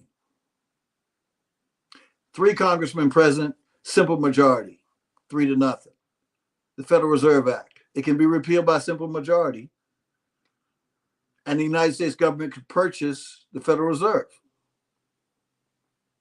for pennies on the so-called dollar. But remember, silver dollars were still being minted into general circulation until 1975. Watch the damn money. No matter what you're doing on this planet, watch the damn money. You want to see a crime? Follow who benefited, who got the money out of the crime. 9/11. There was $160+ billion worth of gold in Building 4. When those 3 buildings went down in less than 12 seconds each. Tower 1, Tower 2, and Building 7. That went down in the afternoon in 12 seconds. But they moved the goal from building 4 to 5 or 5 to 4, as I recall. And by the weekend, it was escorted out with military. $160 billion worth of gold. Who Well, it was must it be a and good where did it coincidence. go? Forget Must be a good the coincidence. buildings were only worth $3 billion. But the gold was worth $167 billion, as I recall. And nobody's asking questions about that. And Building 7, the FBI, the CIA, and Wall Street, everything was in that Building 7, a 47-story building. It went down in 12 seconds. And no plane hit Building 7. Watch the money. Next. Yes, I appreciate you, John. Thank you for breaking it down. Jughead, I know you've been listening. What part of what John was saying you want to respond to? And let me also know if you want to respond directly to the subject. Thank you, Brother Bomani. Yes, also, Brother John's correct as usual, but part I make before I was cut off by my bad feed about Nigeria, the part I make about the leadership, to make the contrast between our Vietnam and our cowardly leadership. Senior Vietnam, the point I'm making was this. Senior Vietnam, look at Libya. Libya 3 years ago was enslaved Africans, West Africa, Ghanaians, West Africa, whatever. Nigeria didn't threaten them at all. Niger, the Labour, did the right thing against France from last month, and Nigeria threatened Niger. So wait a minute, they just got backbone for Niger, but the Arabs, they got no backbone for them. That's why they're embarrassment. You threaten your black neighbours, Niger, if you do the right thing. Was Arab scum who sent the blacks in Mauritania, North Africa, Nigeria didn't threaten them. That's why I'm embarrassed by Nigeria, even though I'm Nigerian background. I'll tell the truth. You threaten Niger, they don't threaten Libya. They threaten Niger, they don't threaten North Sudan. They threaten Niger, but they don't threaten Mauritania. That's a disgrace. It's an embarrassment. Okay, sir, Niger,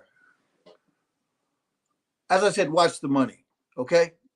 Uranium is banned from being exported out of Niger to both France and the United States right now by the military junta. Am I correct?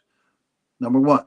Number two, there's a $25 billion pipeline contract to take primarily gas from the southern Nigerian gas fields up through northern Nigeria, through Niger, through Mali, to northeastern Morocco, to France. Yep. To Europe, that's right. Okay, watch the money. Why did the West ask Tinubu to go in and attack Niger, his Muslim brothers, right? They don't have the means to do it. Or they would release his academic records. And that's what happened. The U.S. courts have released the records from Chicago State to expose him because he didn't do his job. For who? Yeah. And I was there when the election happened. I don't think he won according to the Constitution. He did not get his percentage required in Abuja. Okay, let's say it's treated as another state. Still, it's questionable, even his eligibility. Okay. Let the courts play it out. But either way it goes, it's going to be a crisis. That's my prediction. Yeah. Okay. If he's going to be a good man, what? Brother John, to get my point, you'll say my point I'm trying to make about the cowardice and the retardation mentality. You get my point, Brother John. They threatened Niger, but they didn't threaten Libya from South Africa as slaves. They threatened Niger, the black neighbor, but Arab neighbor, invaders, Arab squatters, they don't threaten them. That's my point. The cowardice and retardation of Sir, look. I was there. The sophisticated weaponry that was handed some of those illiterates that came into Jos, for example, in Plateau State. Where did they get that stuff from? Nigeria doesn't make those weapons. Some people that I know personally were grabbing these weapons from these illiterate guys and taken the weapons from them. They didn't even know how to shoot them. But who supplied them? You understand? But listen, do you understand my point? So look, the West, they sent containers full of weapons to the port of Lagos, and people open it and they don't even know where it came from. But they want to pump the ammunition in, just like they want to pump in guns and drugs into the communities of the black side of towns and metropolises in this country, right? This is not a new game. Let them drug themselves, let them kill themselves, let them alcohol death themselves and become stupid. They'll give us the tools for us to destroy ourselves. We got to be smart. Anyway, we're talking about solutions here. I think I've covered you. Okay, Joe? But no, Brother John, ask you a question. Do you understand my point? That's what I asked you a question for the first time. Do you understand my point? Yes, I do. But what's our solution to it? Well, that's you know, we know the deal. Right. I've been on both sides of the world. That's complain me. I know what's going on. Okay? Yeah, but that's not. Watch the money. Watch the damn money. Okay? No, that's not an excuse. Solve the crime by following the money. Okay? That's what I have to say. This is what I'm going to say. But John, it's not an excuse. No matter what they say, propaganda, where's the money? Oh. Brother John, you got all those weaponries and those Humvees that were left on the ground in Iraq and Iran and U.S. backed both sides against each other. Watch the money, man. The defense contractors are laughing at everybody. Divide and conquer, supply both sides, soak up the resources after the fact. Halliburton and everybody, your former vice president, went in and cleaned up after the Iraqi war. Did he not? Yes, Brother John, watch the money. Watch the money. Watch the damn money. Brother John, may I ask you a question? What? May I ask you a question? I couldn't hear you. May I ask you a question? I guess so. Hey, Jughead, go ahead. Yeah, you gotta let him finish, John. Go ahead, Jughead. Okay, go ahead. Go ahead. No, actually, may I ask you a question, Brother John? May I ask you a question? Go ahead. Yes, Jughead, go ahead. I'm talking to Brother John. May I ask you a question, Brother John? Yes. When you're talking, did I interrupt you when you're talking? Did you what? Interrupt you while you're talking. Did I interrupt you at all? Did you? I don't understand. Did you shut me? Interrupt you while you were talking. Instruct me? Interrupt you while you were talking. Disrupt me? Interrupt you while you were talking. Not really, but what's the point? No, I did not. Please show me some courtesy, brother. Please show me some courtesy. We have to show discipline in the show. We're meant here. We have to show discipline. I showed you courtesy. Please show me instead of courtesy I showed you. I'm talking to everybody, bro, not just you. Yeah, I know. On this planet. I don't care who you are, where you're from, Japanese, Russian, white, black, Puerto Rican. I don't care who you are. Watch the money. That's free advice. Watch the money, watch the money, watch the money. That's all. And you'll solve your crimes or the good, bad, and ugly. Watch the money. Always watch the money. That's all I'm saying, bro. Now, Brother John, again, for the third time. Yes, sir. Well, now, to show me the courtesy I showed you. What's your main point? We have to listen to each other, not interrupt. That's how I'm sorry if I did that. That's not my point. Well, that's my point. Let's move on. I'm sorry. You're my king. You're whatever. Let's not digress. We're trying to move on. All right. Bring some solutions now. I can't watch the money. I'd like to, but you keep interrupting. I can't be a solution if I'm being interrupted. Right. The point is, this one, Brother John and Brother Bomani. In Africa, leadership is cowardly and retarded. We look at other nations, like, for example, Mohammed Mossadegh of Iran. Mossadegh, he came to power in 1951. When he got the power in 51, he took the oil force back from Britain and British Empire. He didn't take any crap. He said, it all belongs to Iran, I'm taking it back. Why does Nigeria show courage and leadership? Why is it that other men show the courage and leadership that we lack? Korea, Vietnam, Singapore, Iran under Mossadegh, Ben Bella in Nigeria, Gaddafi of Libya, they all empower their people. Why doesn't West Africa do the same? Why do you keep making excuses for them? It's no excuse, bro. Let's cut them cowards. That's the change. It's not, they're not follow the money. Get some backbone first.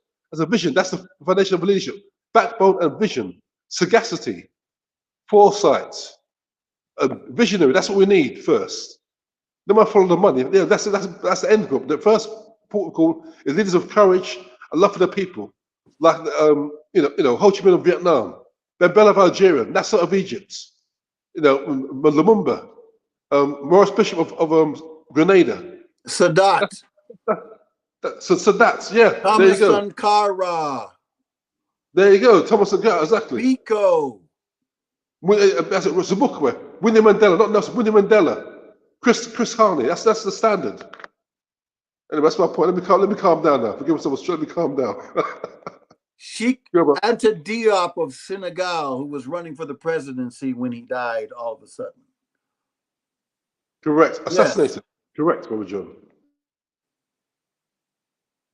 Dr. Walter Rodney, How Europe Underdeveloped Africa Created a Political Party in Guyana. They killed him with a cell phone bomb. He went out to make a call and they blew it up. That's great. Unbelievable. The things that go down. John Barudi got another great question for you. You want me to read it, I saw you want to read it? The news where multiple HBCUs, including A&T, I guess it means North Carolina A&T or Tennessee A&T or which one, plus Morgan State have signed MOUs with Israeli institutions for STEM resolutions, collabs. Can HBUs set up STEM MOUs with African nations? Yeah, there is a HBU conference that meets from time to time. They've signed agreements to work together in Ghana and other places. My dad worked on a cotton gin operation where with Tuskegee, they were going to bring 5 cotton gins to Ghana. I didn't know about it when they started it. They had enough cash to do 2, to grow the cotton and make your own materials locally, instead of importing the materials for clothes, etc., from through Europe primarily, even though the resources come from Africa. So 3 European countries sat on the documents for a year and killed the deal. When my dad told me what happened, I said, they weren't going to do anything in the first place. They're sending the Swiss brocade and all that other stuff and the French brocades and stuff to Senegal. They're not going to support that for you to grow your own plants.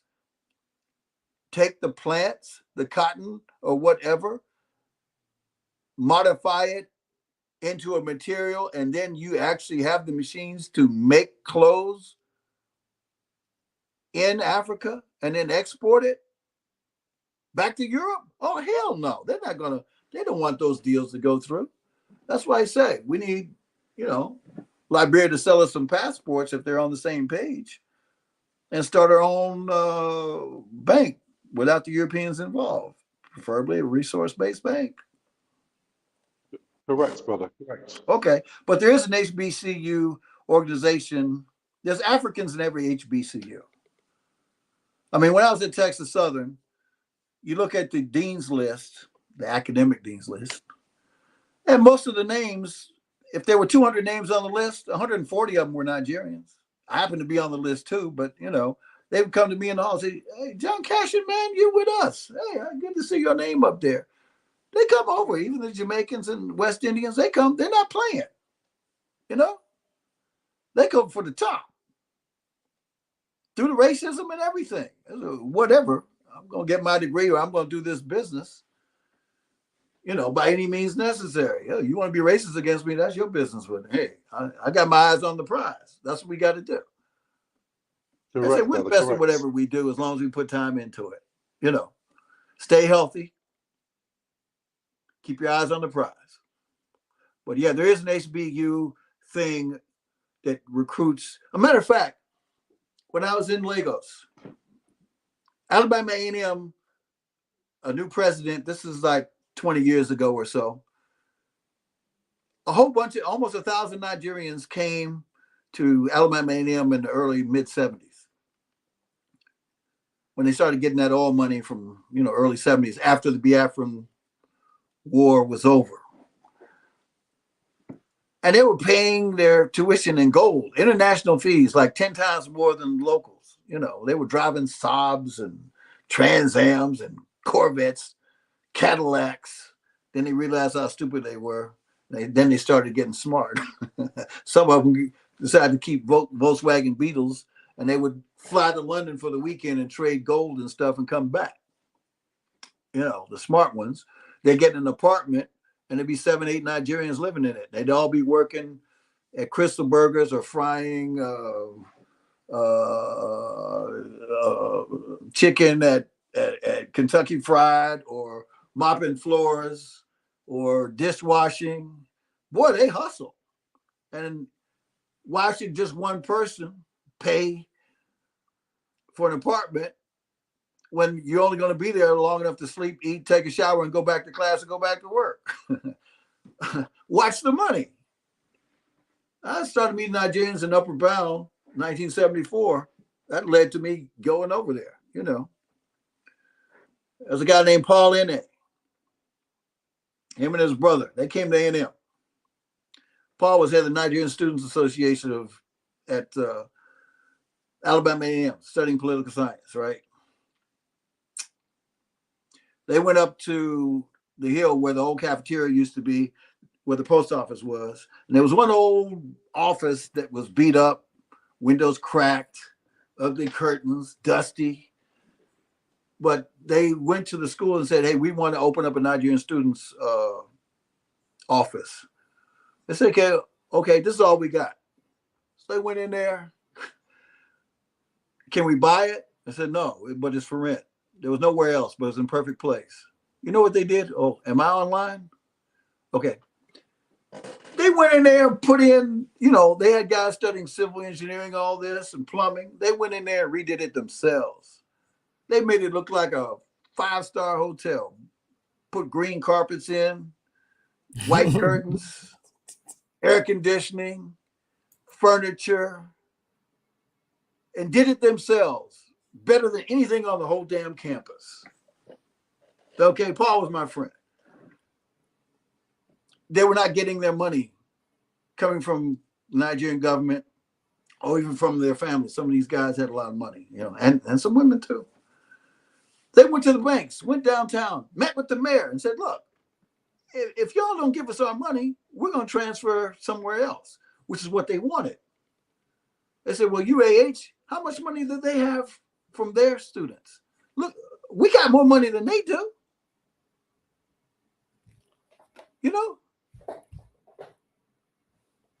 And sure enough, the bank president said, okay, come on in. We'll be sure you got the money. Otherwise, they're going to take their money somewhere else. We're talking about 1970s. He ended up going to UAH to get a PhD, married a Black American in the Army. I don't know where he is right now. But using clout in a positive way. What I like about Nigerians, they go for the top. Anywhere they go in the world. Anyway, not just Nigerians, but I know some personally that went through this. And have a little class about yourself. Keep your eyes on the prize. Where are we now? Well, that proves to you that the brain drain works. When you said you meet, because they all go back. The best of the people are usually recruited out the country to America and Europe. So, excellent on that. As far as where we at, still going to a few questions. This Be right one, back. Keep talking. Rock on, brother, rock on. Jughead is still there? Of course, yes, sir. I'm letting John finish. Yeah, well, we brought you in here also to talk and correspond with John. So, thank you. I want to get a word in. Yeah, let me talk while he's busy. Yeah, Taybra, thank you, Taybra. Yeah, absolutely. You know me. If you want to talk, I'll talk and share. So go ahead, Jughead. Yeah, thank you, Taybra. I think Taybra answered my comment about the part I was trying to make about African misleaders. But I shall make that Brother John acknowledge that, little teeny countries like Vietnam, look at Korea. See them might be able to split the scene them. Teeny Korea, Vietnam, Well, it does so with superpowers and back them up. Sub-Saharan Africa is massive, humongous, but a little punk France punk them out. How can France punk out Senegal, Chad, not other so-called Francophone countries, but Algeria and Ben Bella kicked them out decades ago. Ben Bella kicked their ass decades ago. Teeny Vietnam kicked their ass before they fought America. Teeny Vietnam, that's the point I want to make, So-called Sub-Saharan Africa is humongous. We should be punked out by little France. We should have kicked out France decades ago. What Nigeria has done is long overdue. It's long overdue what Nigeria is doing now. I think good for them. Other Africans should follow suit. It's embarrassing. As a black man outside Africa, well, look at us, Africans, we sold the slaves in 2023 or last year. It's an embarrassment. And ECOWAS didn't say a damn word. Arabs have sent back with slaves. ECOWAS didn't say a damn word. ECOWAS, useless. But Niger now, so backbiting in France, also they're going to get bucked against Niger. They're retarded, man. They're retarded. They're beyond stupidity. They're retarded. They have to be removed by any means necessary. How we do that? I don't say it too much because I don't want to get you shut down. So I have to be careful what I say. I have to measure my tone because people watching. I don't get you deplatformed with harsh language, but the leadership in Africa is embarrassment. They have to be removed. But anyway, yeah. Brother John, about solutions. Brother John's correct. Brother John, let me say it now. Thank you. Let's go towards solutions. We can all complain and be crabs in the barrel, bro. But I thought this was for a progressive, eyes on the prize, solution-oriented conversation, and that's all I'm going to participate in from now on. Yeah, you can't solutions, but where do we go from here? Brother John, I hadn't finished. And they're going to keep throwing more fish at us or more crabs in the barrel. That's going to happen no matter what we do. Yes. Even if you go get a job here or where you are or anywhere, you're going to go through it. Yes, Brother John, I hadn't finished, brother. Brother John, I hadn't finished. Brother John, I hadn't finished. But I was not saying that right, but I concur what you're saying. What solutions now? As I said before, you first have interacted. Let me say about how I feel about African Americans. I said it before, time and time again. African Americans, of last 200 years, you're the best blacks on the planet. That's the facts. In business, science, industry, you name it, fashion, you name it. African Americans of the last 200 years have been the most progressive blacks on the planet. No blacks can come close. That's a fact. I'm saying that as a Nigerian background. That's a fact. Now, Malcolm X, I love that guy. Malcolm was killed. I'll tell you why, Brother John. Malcolm Little, whose parents were both in the UNIA. Brother John, Malcolm Little. Hey, John. Part of the situation is to let Jughead talk and share a few things. Let him finish. Explain what you're saying, Jughead. He last let off and said, Thank you. This is a slave name. It's not Little. It's X. Shabazz. This was a slave name. It's not Little. Little was a slave name. It's not his name. Malcolm X Shabazz. The reason why he was killed, Brother John, because Malcolm X was a giant, a titan. When he said to the U.S. government, "I'll take you to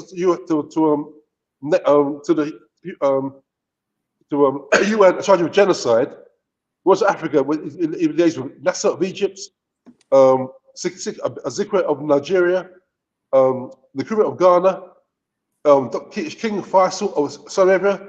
American government said, "Damn, we're going to kill this guy. This guy's doing dangerous work." If you catch the genes of African Americans with African resources, undercover by racism, Africa would have been great by now. A black man followed Dr. King. That was a mistake. I love Dr. King. They should have followed Malcolm. Black Americans followed Malcolm. Black people would have planted by now. Africa would look like Singapore by now. If you followed Malcolm.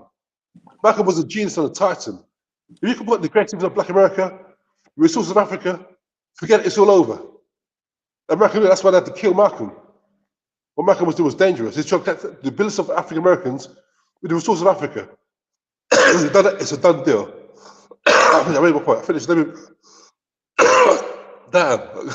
Let me be quiet now. Brother John, come in, please. Come in. All right, so Jughead and John, I wanted to post a comment that I right up here by Tay Brown. Let me see. Yeah, put it back. I just want to make a comment. Malcolm's parents were both in the UNIA, United Negro Improvement Association of Marcus Mosiah Garvey. They wore the black uniforms, both of them.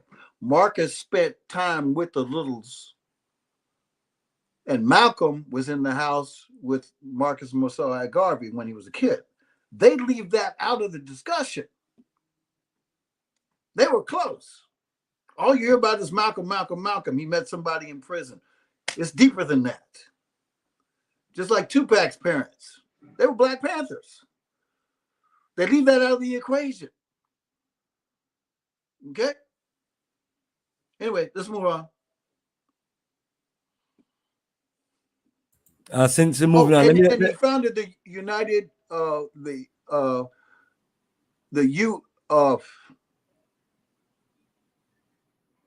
he founded the United Afro-American Union, right? When he was telling Zeke and the rest of them in Africa to form their organization, the OAU. He found the OAAU in Harlem. And it still exists today. It still has an office in Harlem today. Officially formed in 1965, but it was there before that. Of course, Malcolm was assassinated in 65, right after he met with Martin Luther King. They came together on the Voting Rights Act of 1965 in the committee hearings, and they took photos together. They did have a meeting, though they came together under the Constitution and said, yeah, we need to vote. And they said, uh-oh, you got the left and the right. You got King, it says turn the other cheek. And you got Malcolm Little, X, by any means necessary. Malcolm came to Alabama to meet up with Coretta in a parade. I think it was in Montgomery. And he just walked up behind her and said, look, they're after me and they're after your husband too. Just gave her that warning. Okay. And sure enough, they got both of them, amongst others. I was not as famous. What I liked about King is he took the money from the authorities, but he kept on for the eyes staying on the prize. As Louis Farrakhan, our brother, says, he woke up the last 2 years of his life. He started talking about the Vietnam War. We ain't got no business there. He talked about the U.S. government giving land to white farmers and subsidizing them, paying them not to grow anything. And we're fighting just to keep our land that have been taken from us. You know, I'm Cherokee and Chickasaw, by the way, amongst other things. And we were indigenous, and then they said we were colored, then they said we were Negro. And if we didn't agree, we were either enslaved or they would bend over the big buck and rape him right in front of everybody to break him down from Trinidad to Jamaica all the way up into the South. Okay? We've been through some hell. Keep our eyes on the prize. Okay, next. All right. Appreciate that, John. Let me get back to the flow of the comments that we had. So this is where we last left off at. All right.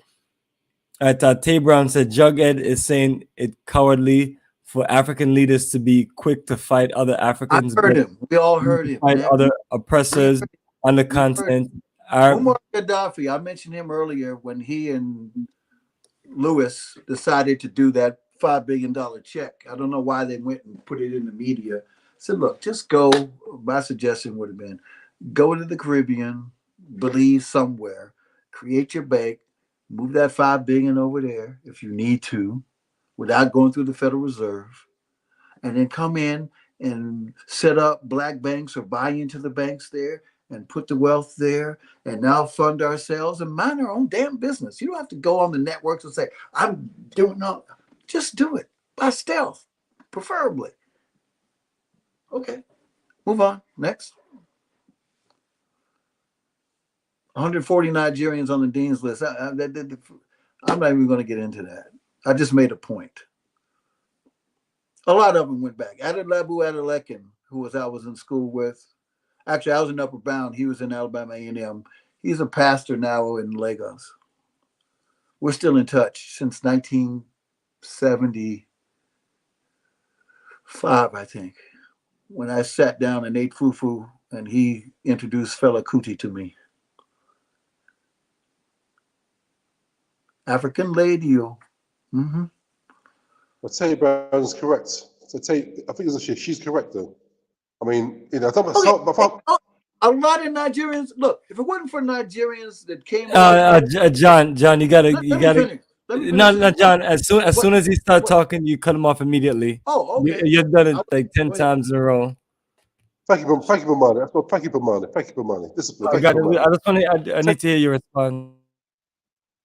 Thank you, Bomani. Tay Brown is correct. Look, what Tay Brown, I think it's she. What I'm making it is this. Okay, Nigeria gained so-called independence in 1960. So-called independence in 1960. Okay, was that 63 years ago? And now, flag independence. So-called independent. I said so-called. We're not independent. So-called. We're not independent. We're still owned by Shell and BP. Nigeria's not independent. I'll tell you what. Number one, Nigeria's name is given by a colonizer's wife. Why have we not changed the name? When Ghana came, when Nkrumah came to power in '57, it's called the Gold Coast. Changed it to Ghana. When the great Thomas Sankara, you mentioned, came to power in Upper Volta, changed it to Burkina Faso. When the great Robert Mugabe and Joshua Nkrumah defeated the Rhodesians, the Scots, he changed the name from Rhodesia to Zimbabwe. Why is Nigeria still named Nigeria? That's the first question. It's embarrassment. Number two, why is it Shell and BP still own our oil? Tay Brown's correct. And Brother John, apologize. If I sound like I'm moaning, I do apologize. But we've got to tell the truth. We've got to be transparency. We've got to tell the truth. African leadership is an embarrassment. That's the first point of call. Now, the solution is that Africans like yourself, brilliant, like you, Brother John, you exemplify brilliance of African American FPA. You're brilliant. Your integrity. The 3 years, decades in Africa. For that, I salute you because you're the real deal. You look at Van Holyfield. You're the real deal, Brother John. So that's why I give you that respect because you've been in Africa. Look, I've only been there 5 times. You know Africa better than I do. I've only been there 5 times. so I think I have to give that respect. You've been on the ground more than I have. So you probably like Van Holyfield. You're the real deal, man. And you know, and number two. But at the same time, you know, we got to call out, Brother John. You know, it sounds like we're moaning, but I thought Africa shows the courage of a Gaddafi, of a Ben Bella, of a Mossadegh, of a Ho Chi Minh, of a Castro. Things aren't going to change. I'm not saying I'm a communist, but that courage, that backbone, that's what we need. You know, as I said, what Nigeria's doing now is decades overdue. And let me calm down. Let me calm down now. Give myself a stroke. Okay. Yeah. I wanted to just make sure that we just completely answered this statement. So, okay, let me reply to that. Muammar Gaddafi was put in power by the Jesuits out of Italy. But as soon as he got in there, he said, look, okay, fine. At age 27, and then he said, all right, I'm going to do it this way. And they didn't like it. Okay? Now, I think you know they had rebels, I guess, backed against him. But who would be rebellious against a leader that shares and announces all the oil royalties to the public, and every Libyan citizen got a royalty? If you get married, you got the equivalent of $50,000 cash. You were given a house. If you have a child, you get $5,000. Education free. Electricity free. If you want a car, they would import the car for you. If you needed tractors, you wanted to farm, gave you the land, gave you the tractors, right? If you needed something, if you happen to want a car that for whatever reason, they'd bring it in for you as long as you're making practical use. Free medical care, free education. Who are the damn rebels? Russell Means, who founded the American Indian Movement. When I introduced him, he was trying to run for presidential nomination, Libertarian Party in 1987. He was asking, who are the damn rebels against somebody like that? This was later, though, in his other interviews. Okay? Gaddafi invested into 42 out of the 54, 55 African countries, the country's wealth. No other African leader did that. Premier Hotel in Monrovia, Liberia. They bought it, took it over, revived it, set it up. The beds had come in,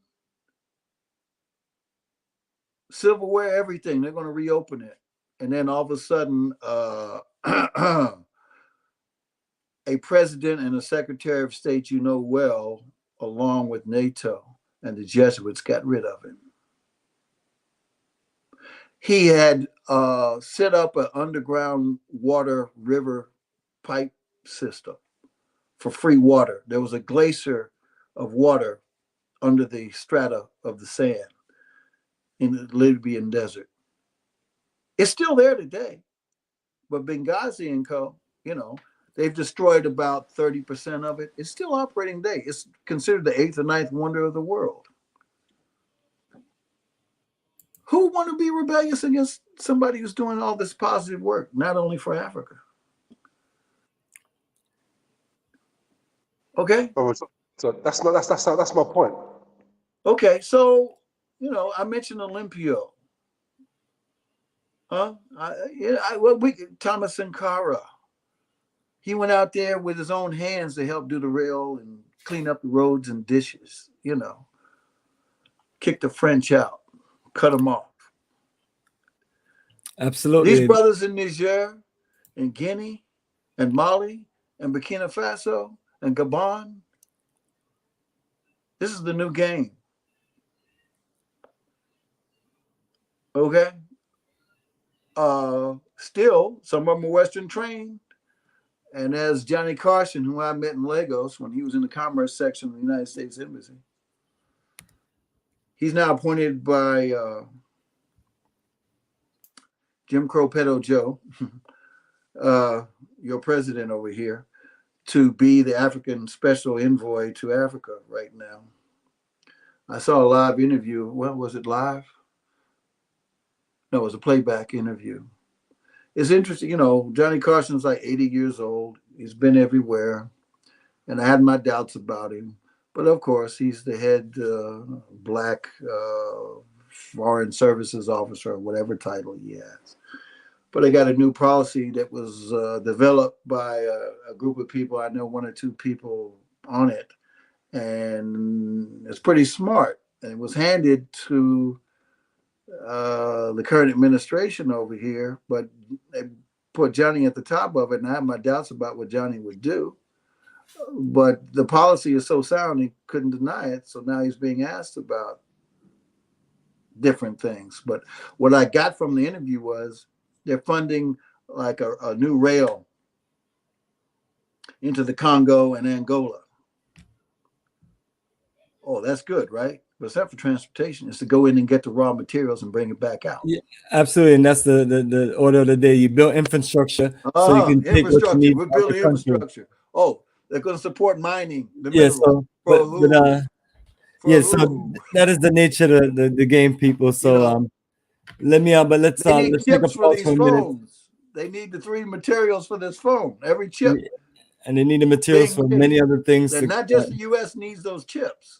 It's a global operation. Yeah. And that's why you have so much other nations organized together oxide, whatever, to make sure that they we got it over there. Best position to get all of the resources that they need to run their empire. Yeah, but let's break in for a minute. There's too many people on the planet. We got to get rid of 15% of them at least. John, we have someone that just got into the call. G-Man, welcome to Pan-Africanism towards nationhood. You're here with Bomani Tyehimba, John, and the Jughead. Before you go on, there was a question. Go ahead, John. There was a question to Johnny Carson about Haiti, and he just did his head like this. They got oil, and they got this mineral that came from meteorites that your military over here is taking off of that end of the island, right? They shut down the interview. He didn't get a chance to answer the question. Haiti's right in our backyard, right? It was a lady who asked about it, and that didn't get answered. Anyway, let's go on. G-Man, what's up? Hi. Can everybody hear me? Yes, sir. Yes, Yes, we can hear you loud and clear. Welcome to Pan-Africanism towards nationhood. Let me make sure I put up the topic so you can also see the topic loud and clear. But go ahead, brother. Yeah. So I've been listening in, and I've been listening into, I mean, I've been hearing some of the comments, and I've been hearing some of the comments that have been extremely pessimistic, negative, Not or for just me. weird. Not from the people on the panel, but like just in the comment section. Yes. Just some weird comments that I've been hearing. One person talked about how Pan-Africanism doesn't work, and I don't know where they're coming up with these talking points. Is it Yeah, and we haven't this... really discussed that tonight. But anyway, right. Where are they coming? First of all, I want to address that before I address the business thing, because I feel like that's a huge stumbling block. I disagree. No, it's a huge stumbling block to establishing a Pan-African Pan-African connection across the Atlantic. Yes. When you got a huge segment of people who are extremely negative about it, and first of all, don't know enough about it, and we don't know who they are either. I was asking, maybe show their face, give me your name, where are you from? Right. They don't want to surface. No problem. So I just find that I feel like that needs to be addressed. Okay, we've addressed it. Next. Well, Next. I mean, here's my thing. I mentioned the crabs in the barrel. Next. Yeah, here's my thing. Kudos to them. Next. First, why does it keep coming up? First of all, because if it keeps coming up, we know why, my brother. We know why. Next. Why has it? There's going to be crabs in the barrel, and there's going to be intel interference in positiveness amongst us. It's going to happen. I said it. It's always happened. It always will. Interesting. Next, please. Next. John, we're trying to have a dialogue here. You got to give him a chance to get it out. I got it. Dialogue with him, because when you say next, it doesn't. That's how I'm treating that matter. Oh, gotcha. We're talking about people who haven't surfaced. Let's see their face. Where are they from? What's their they're not going to do that. That's the nature of the troll. I know. So next, please.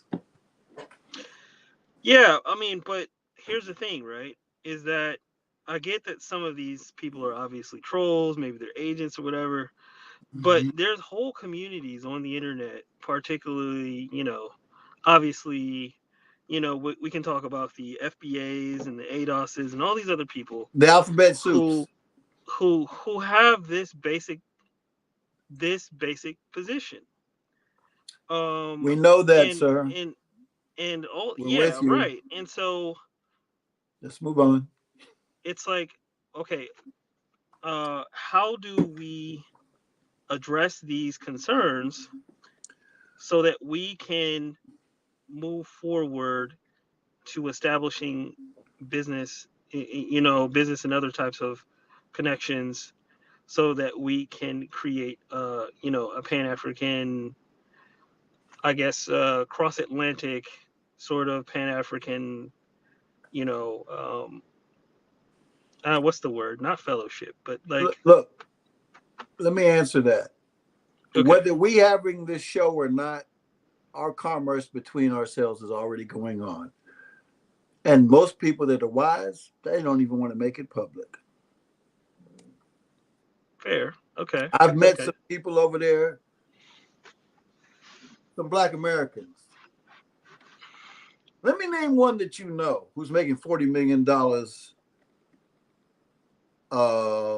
minimum annually. I heard it was monthly for a while.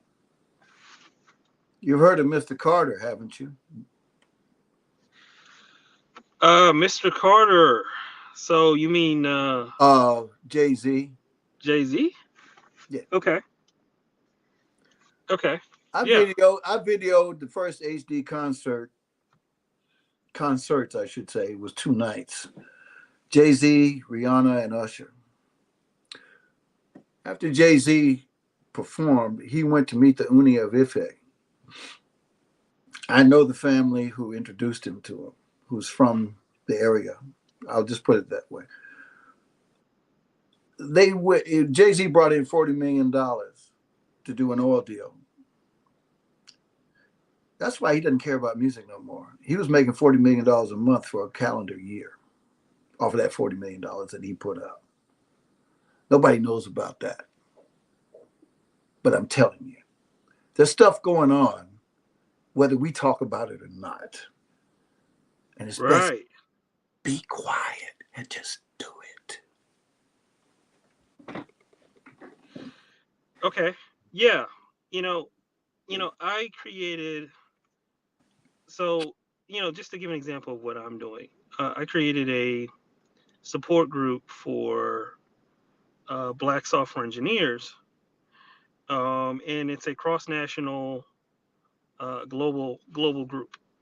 And we support, it's a support networking group, support group, jobs, other resources to help Black software engineers and to advocate for Black software engineers. And I started that a year ago. Where are you? It's grown. I'm in California, and it's grown around 400 members.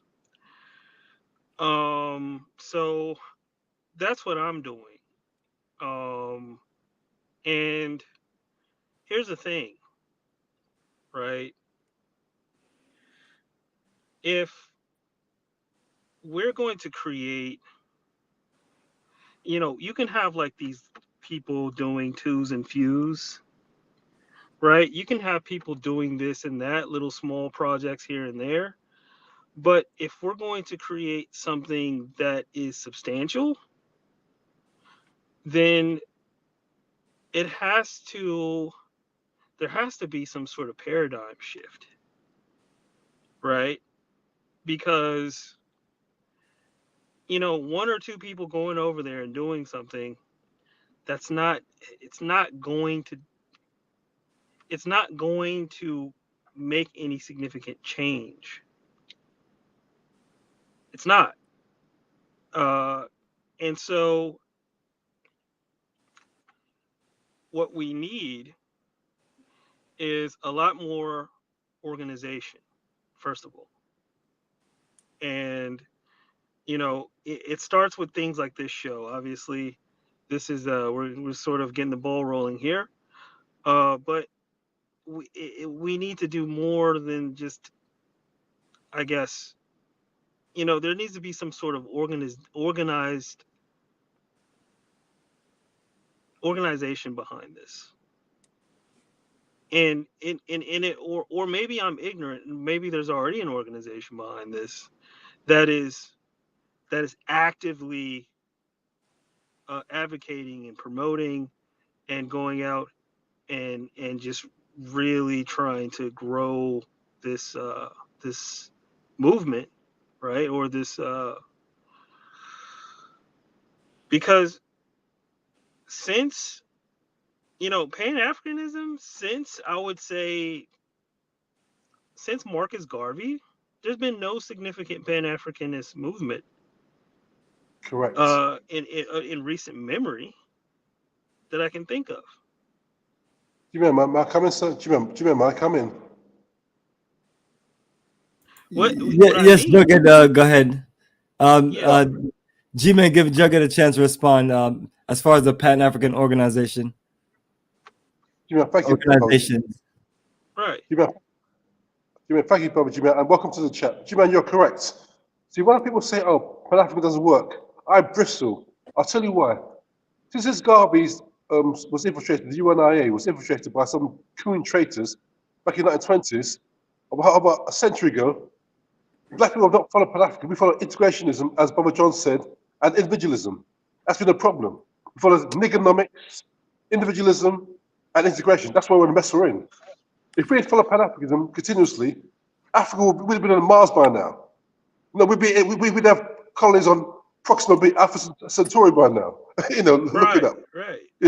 So what we've got to do now, brother G-Man, brother John's correct. We've got to do things stealthily. Don't forget to broadcast. Like what I'm doing, brother G-Man. Next year, I'm going to meet brother Bomani and Carla Jensen physically. I'm going to America, discussing about something you can't discuss online. You got to put people listening to brother Bomani's live feed as you speak. So the enemies. So we can't say everything we do, brother G-Man. We can't broadcast it. The brother John said he's correct. Some things we broadcast, some things we do covertly. And that's what we do, brother G-Man. That's the other part of the penny, brother G-Man. We discuss things online. Also, important stuff we discuss in person, offline. Right. Okay, that makes sense. You see? That makes sense. Now I'm okay. Yeah, because I just like, well, there's a lot of discussion going on, but it's like, okay, what actions, what concrete actions are we taking? And then when you just laid it out like that, that makes a lot of sense. Yeah. Because obviously there are forces, and forces probably in the U.S. government, right? In Western and in the Western governments, who certainly, definitely don't want to see something like this. So I can understand that. I can definitely understand that. That makes a lot of sense. You've answered your own question, sir. I guess I did. Yeah. Mm-hmm.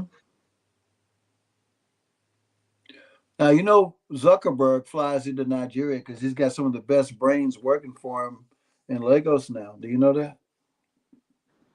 I know that Microsoft is in Nigeria. Well, to me, Microsoft's a waste of time, but yeah, they're there. Yeah. They got a big office in Ikoyi that has the word Microsoft on top of it, a brand new building. It's not even 5 years old, about 12, 14 stories high. Yeah, I saw the building. But I'm not a fan of Microsoft. We'd be better off without it.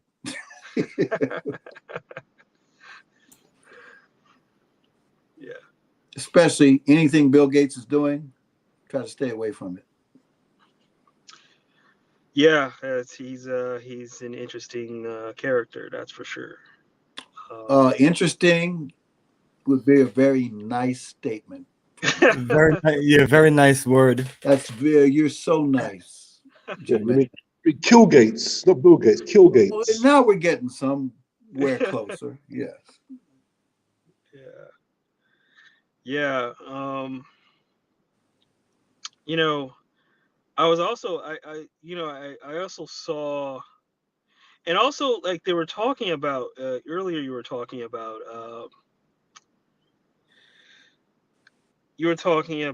how I think someone was talking about how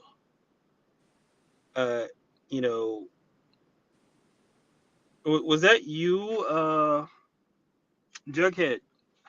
You were saying something about FBAs or Black Americans for the last 200 years were at the forefront of the Black world or something like that. No, that was John. That was John. That was me. That's correct. That was John. We both commented a little bit. Yeah. But I mean, if you know the Pan-African history, what we're talking about, I mean, come on, 1822, American Colonization Association or whatever, ended up being the country of Liberia. Liberia is the key that we should turn back on. Right now, the key is in the off switch or the accessory position. The engine's not running for us. It's our country. I said this in the last talk. It's our country. It's not their country. It's all of ours country. It was set up for that purpose. So why should we reinvent the wheel? Right. It's there. It's ours. It's not theirs. It's ours. Good, bad, and ugly has happened. But where do we go from here? In Liberia, that structure that's there, however ragtag it is, coup d'etat, war, well, the structure is still there. Mm-hmm. Liberia, if I were running the show or involved, let's open up a Liberian consulate in every major city of the United States. Are you with me? Yeah. Let's issue our own passports to ourselves. Mm-hmm. It's only going to give Liberia more money. What's wrong with issuing passports? We don't even need to go there. The ships don't go there. $2 billion tankers and loads are going on with Liberian flags. Do you understand? So I'm curious. I'm curious. Does Liberia have a manufacturing industry, or do they manufacture anything? Look, you're familiar with the Samuel Doe CIA coup, I'm sure. 1980, aren't you? Vaguely, yeah. Liberia was very, very prosperous. They had to stop that good, positive black economics thing from happening. They cut it off. Mm-hmm. Samuel Doe was an illiterate staff sergeant, became head of state. You understand? They like buffoons like that to be the head of state. He went out there and read something without firing a shot, but all of a sudden, the Talberts and the other families that have been running the presidency back and forth for all the years, they wiped them out. A generation and a half of them anyway, but it's still there. We've learned that lesson. The alphabet soups are watching. I would, on the notion that Black Americans were at the forefront of Pan-Africanism, I would push back on that a little bit.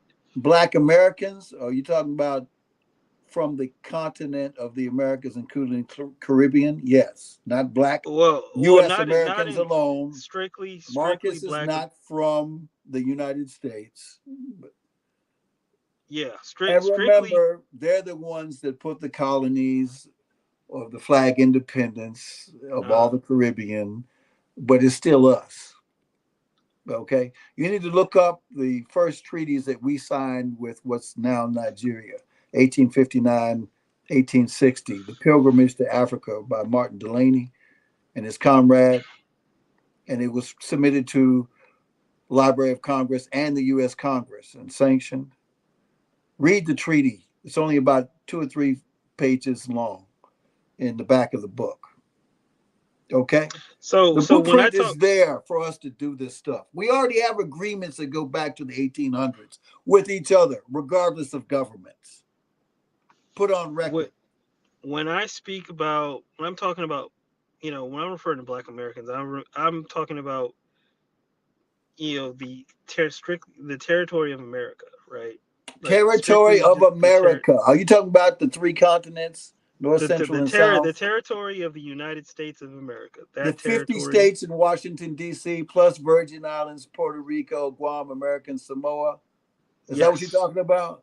Yeah, the 50 states of where United States we of cannot America. vote for president in Puerto Rico or Guam or Samoa or the Virgin Islands. We can't vote for president. Okay, continue, sir. Go ahead. Yeah. So with respect to that particular designation, right? I would disagree that that particular group has been at the forefront of Pan-Africanism. In my opinion, Pan-Africanism was pioneered by the Haitians. 1804 revolution? Right, not just the 1804 revolution, because the 1804 revolution started the whole process of ending slavery in the Americas. Yeah, we won that battle. Right. But the emperor of Haiti went and signed an agreement with the French, and they never got out of debt ever since. It took them till what, 1925 or something, from 1804. Well, to get out you of have the to. major part of it, and it's still being suppressed now. But Haiti has oil and gas, and almost that Wakanda uranium. What did they call it in Wakanda? Black Panther. Vibranium. Vibranium, Vibranium. yeah. Yeah, they've got a metal that's only on 2 spots on the planet, maybe 3. That came from meteorites. And your military, along with alphabet soups, are escorting that stuff out of there right now. And it has oil Wow. and gas. Haiti is rich, Haiti, yeah. but they're Haiti not was all. allowing it to be. And Johnny Carson was asked that question 2 or 3 weeks ago, and they shut the damn conference down rather than let him answer what's the U.S. policy toward Haiti, right Wow. next door at our footsteps, rather than beefing up Africa. That's a damn good question. What does Jim Crow Joe and Barry Davis, your last halfback black president, have to say about Haiti right now? Haiti was always wealthy, right? Haiti was always when it was under the French, it was the wealthiest It's the colonial wealthiest possession colony in the history of the West. in the Western Right, Hemisphere, right? right, and Yeah, with them or us, whatever, defeating France, but you also, they had to get rid. They had to close that deal of the Louisiana Purchase because they couldn't afford to occupy it and administrate Louisiana anymore. have Now to the remember. tide is turning again. Niger, Gabon, Mali, Guinea, Burkina Faso. It's similar. Continue, sir. I agree. All right. The revolution, and that's what it is. Make no mistake about it. It is a revolution Yes. occurring in the Sahel right now, Thomas and in the larger, Thomas Sankara's spirit is back. right. So that's certainly a positive development. Patrice Lumumba is back. Uh, Walter Rodney is back. yeah, yeah, I'm I would glad it's agree. in my lifetime. We shall soon see, sirs and madame. But back on the subject of Haiti, you have to remember also that Haiti was split into two. There was Hispaniola was split into 2, and Samana, a black American colony, a black American woman just opened a resort golf course down there. There's flights twice a week on, I think, American Airlines going in there. They speak English there on the northern coast. Look up Samana right now. okay. I'll do that for sure. Um, just to Dominican Republic. I used to live in Turks and Caicos, yeah. Providencia. So Haiti was split into two. The Dominican Haiti Republic, or the Haiti. Hispaniola Island was, they put 2 countries in it. No, no, no, no. The territory of Haiti. Yes. Okay, so Haiti was split into two. It was split at the north. It was the Kingdom of Haiti under Henry Christophe. In the south, it was the Republic of Haiti under Alexander Pétion. So it was split into two republic of two countries, What year? and this was starting in 1811 is Yeah, when. because the Constitution of the Republic was co-written by your half Caribbean brother Alexander Hamilton. The kingdom was separate. Yeah, go on. Right. So the Kingdom of Haiti was separate, and under the Kingdom of Haiti under Christophe had Haiti that part of Haiti uh, went went through one of the most prosperous periods that any part of Haiti has ever been in. it was trading with the European powers, particularly Britain, unofficially, even though they officially didn't recognize Haiti's independence and Haiti's statehood. And the Kingdom of Haiti under Christophe, so under Christophe, the Kingdom of Haiti did not sign any agreements with the French. They didn't sign the agreement that would make them pay back slavery reparations to the French, that they only stopped paying, I think, in the 1940s or 50s. That's reparations for taking control of all the plantations. Right. The economy that they were losing. They signed that just just so that the French wouldn't send any forces to try to retake the island. Correct, because they brought their fleets around the island and threatened you, if you don't sign this, we're coming back in. Yeah.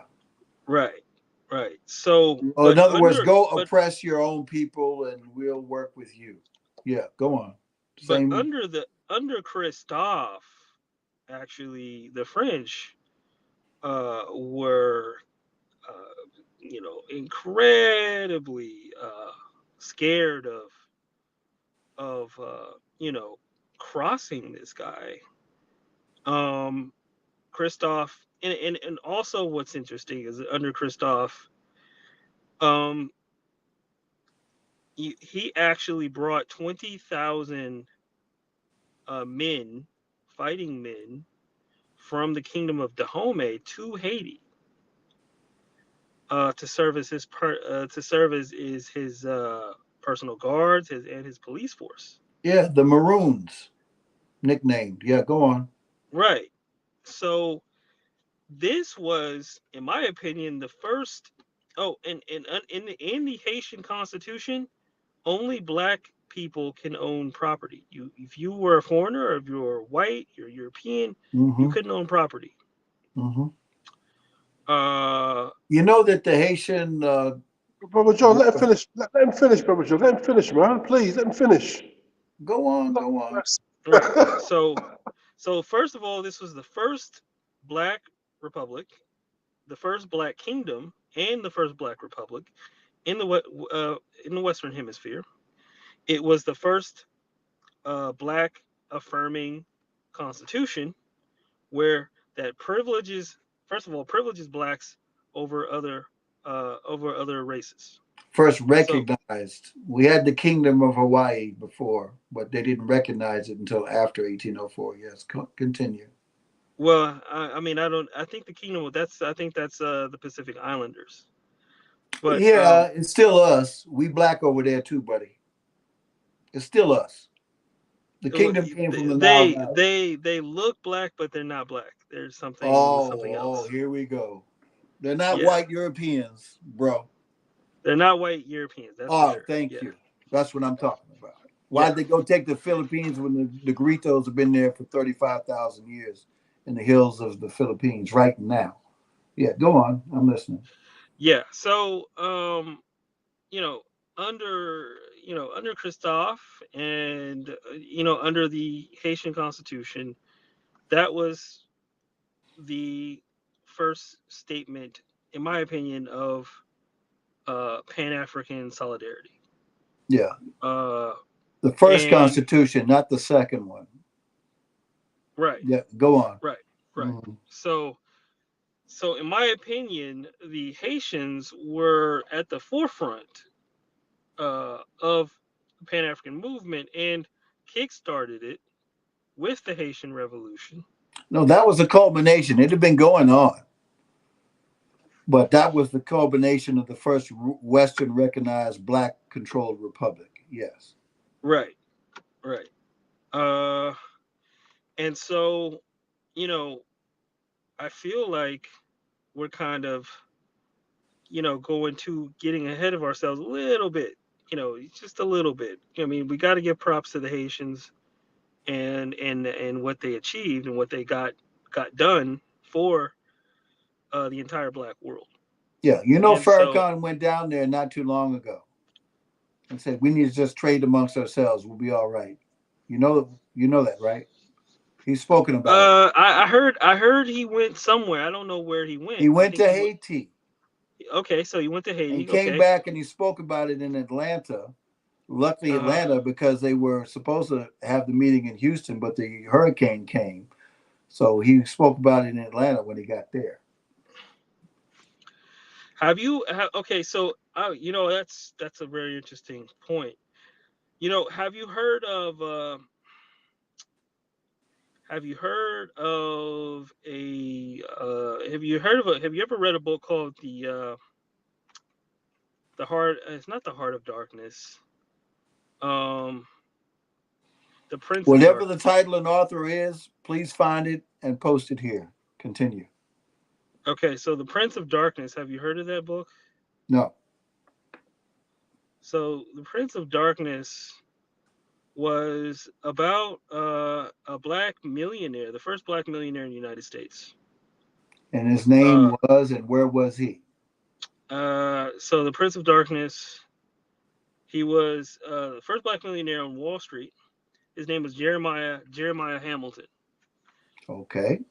What year? What year did he become a millionaire? This was in the 1800s. It was in the early 1800s. Mm-hmm. Jeremiah, he was born in 1806. He died Where? in 1870. Born in 1806. They say he was born in Haiti. Okay. They don't know exactly, his whole background, but the thought is that he was born in Haiti, and he moved to the United States. Mm-hmm. And what was interesting about this man was he was, dealing with a extremely hostile white America and somehow thriving in it.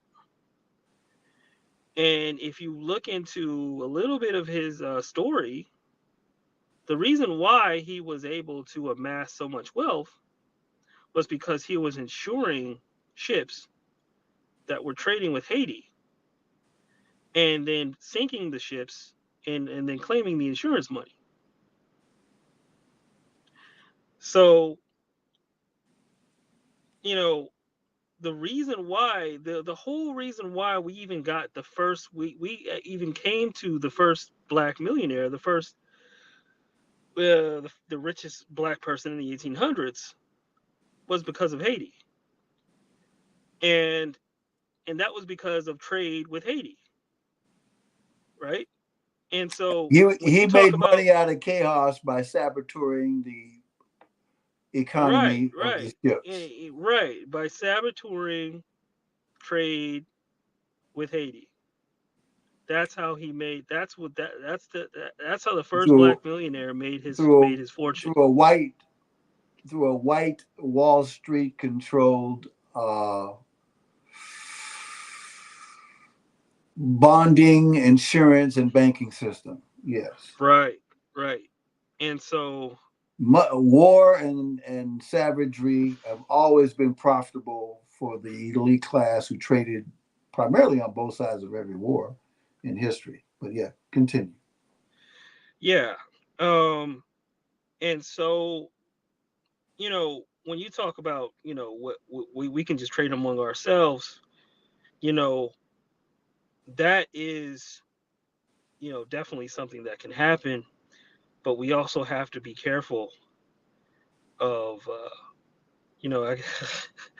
we also have to be careful of, as was put earlier, earlier this in this discussion of certain forces out there that wouldn't want to see that happen. So, I just thought it was just an interesting, way to connect everything. And interesting. If they would have just left us alone, we'd be fine. Black Wall Street, North Tulsa, the black towns in Central Park, Gunnersville Lake, the first black-owned railroad in Alabama, which was one of the first black-owned railroads, period. They sunk the town. They created a man-made lake south of Birmingham above Montgomery. The whole rail system's underground. Underwater. They would just leave us alone. We'd be fine, sir. We know this. Yeah, that. But the problem is they're, that's not realistic. They're not going to leave us Yeah, alone. well, you remember That's the problem. Johnson of BET, when he cashed out, he was a billionaire, and he wanted to do the shuttle that Pan Am used to have between DC, Boston, and Philly, and New York, Newark. He had the money. And the best loans you could get with a 7-year moratorium was for aviation. Well, still is, I think. But definitely back then. Right? He sold it back to the Jewish guy that helped him. So BET is not black owned now. So he was going to start an airline with his own money, and he had to go before the U.S. Senate. And they said, no, nigga, you can't have the roots. Wow. He said, well, I have the money. I don't need to borrow any money. He said, we know, but no, you can't have it. You know who ended up with it? That's the story of. Do you know who ended up with it? Who? Donald Trump. Wow. And he bankrupted it, but he made money off insurance, bankrupting his own airline and declared bankruptcy. And this is the story of white America, right? Like this. Sounds like black America to me. BET was black owned, bro. It ain't. Yeah, but what white America, what they do is once black America starts winning, then they start changing the rules. Winning? Well, if they win in any capacity. We don't need to win anything. Just be left alone. And we'll be fine. Yeah, well, I mean, just everywhere like winning, just winning economically. We start winning economically. Well, making progress. I don't know what win you want to do, but just be left alone. Well, I think we'll be fine. I think $1 billion is a win. Someone makes $1 billion. You're talking about personal wealth for yourself, $1 billion. Yeah. In fraud. Yeah, once he won. Bob Johnson, right? Okay. Once he won. With Jewish help, yes. He piggybacked them to get on the satellite channel to launch it. And then he sold it to them. They changed the rules on him. Well, he didn't change the rules. He cashed out and became a No, I'm not saying he changed the rules. They changed the rules. Oh, you mean to make him sell BET? What are you talking about?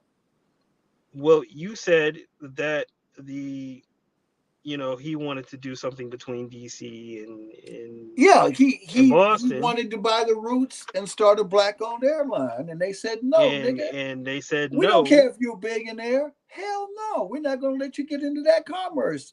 Not on those routes. DC, a black city, to New York, where there's 2 million black people, to Philly, which is very black. Boston was the other one, but that's a very viable, set of routes. And they said no. And he had the money. He didn't have to borrow money to start with them planes. But Donald Trump ended up with it, bankrupted, and made money off the bankruptcy. Yeah, watch the money, and be sure you watch the money. Right. So, they let a black man insure a ship and sink it and make money off the system. Yeah, one. Should we go and buy houses and apartments, renovate them, insure them, and then burn them down? Should we do that and make money at all costs by any means necessary? Got to have some principles, bro. But okay, it's good you enlighten us on the story. Watch the money, watch the money, watch the money. Yeah, I mean that's what I'm saying. You again watch the money. That's not a good one to follow, but watch the money and learn from it. Well, the reason why I brought the story up is Yeah. because, you know, when we talk about trade, like there's trade that is beneficial, and there's destructive trade. And Yeah, but what are you trading, my brother? We need to make our own, control the means of production and manufacturing, and trade our goods amongst because ourselves okay, right. And here's with the thing. our banks, Here's the thing. Here's the thing. our insurance company, Here's the our thing. brokerage houses. Yes. When you would agree that rap music is a trade, right? Yes, it is. And I'm not Okay. too happy with the modern messages, but yes, it is. Okay. And so is that a net positive for the community or a net negative? Well, I mean, if they're sampling Stevie Wonder and not putting the curse words and the sex and the gangster killing stuff in it, I'm cool with it. But that's not what's happening, right? They want to drive us in the ground negatively with any means possible. Right. Right. Right. So Do you do that's you my you hear Wu that's my Tang thing. Clan on the radio, my brother? No, Do you no, I hear don't. Dead Prez on the radio? No, Do you hear KRS-One on the radio? no, Do you I hear don't. Public Enemy on the radio? No. I rest my case. Yeah. So that it will. Your case is my case, right? Because that's my point. Uh, I've met Chuck D. I've met Chris KRS. I've met Minister of Information Professor Griff. Okay, I know what's happening. yeah. So you know, constructive trade. You know, I mean, Trade, between control the means of production, manufacturing, and distribution, my brother. Trade, trading what? Their goods are ours. our goods, Thank you. Now we're talking. right? But you Guys, know, my comment, rap music guys, is sorry, guys, my one comment. of our I have to rap go, man. music. I have to go. Brother G-Man, Brother John, take care. I have Yes. to go, man. Brother Bomani, thank you for the interaction. Great broadcast. Listen, All I right. have to go. Take care. I'll see you in person next year. Take care. I'll see you soon. All right. Appreciate it, Jugget. Definitely connect back with you, and we'll see you in Liberia. No, next year in America, then Liberia. Yeah, both. America and Liberia. America first, then Liberia. Love and respect. Take care. All right. Take care, Jughead. Thank you. G-Man, Yeah, I'm here. are your parents from California? No, actually, my dad is from Tennessee. My mom, yeah, my mom. My mom is from California. My dad is from Tennessee. Is she related to Queen Khalifa? Queen Khalifa? California is named after a black goddess. Yeah. No, not that Queen I know Khalifa. The black tribes of California. Nah, not that I know of. Not that I know of. Do you know Pico? Are you in LA or where are you? I'm in the Bay Area. I'm in the Silicon Okay, you're Valley. up north. Yeah. Okay. All So right. yeah, you know, as my, like my whole thing is that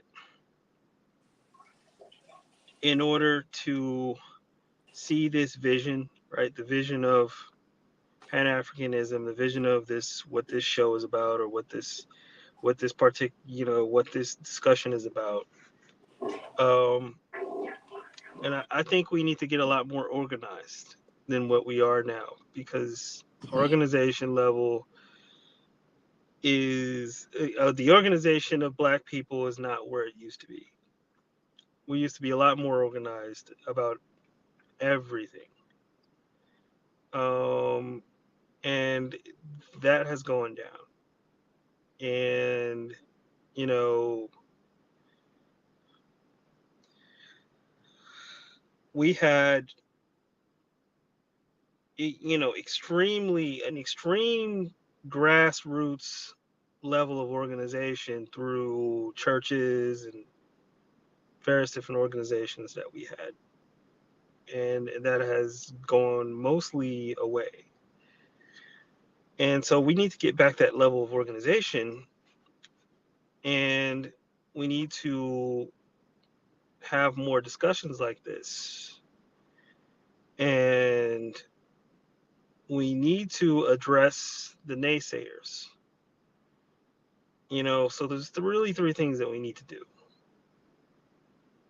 And we do those three things, we'll be well on our way. But we really need to address those three things if we're going to create a movement. You know, we're going to create an effective change for Pan-Africanism. You know, and that's just what needs to be done. There's no way around it. But yeah, man, go ahead. I've been muted. Oh, I can talk now. Yeah, G-Man. We've been over this before in previous discussions, but we've got leaders like Dick Gregory, who spoke at my dad's funeral in D.C. back in 2011. Mm-hmm. Dick didn't have an organization, but he was everywhere. You understand? What was that now? Dick Gregory, you know Dick Gregory? Yeah, the comedian. Okay, he never had an organization like NAACP, SCLC, or whatever alphabet soup.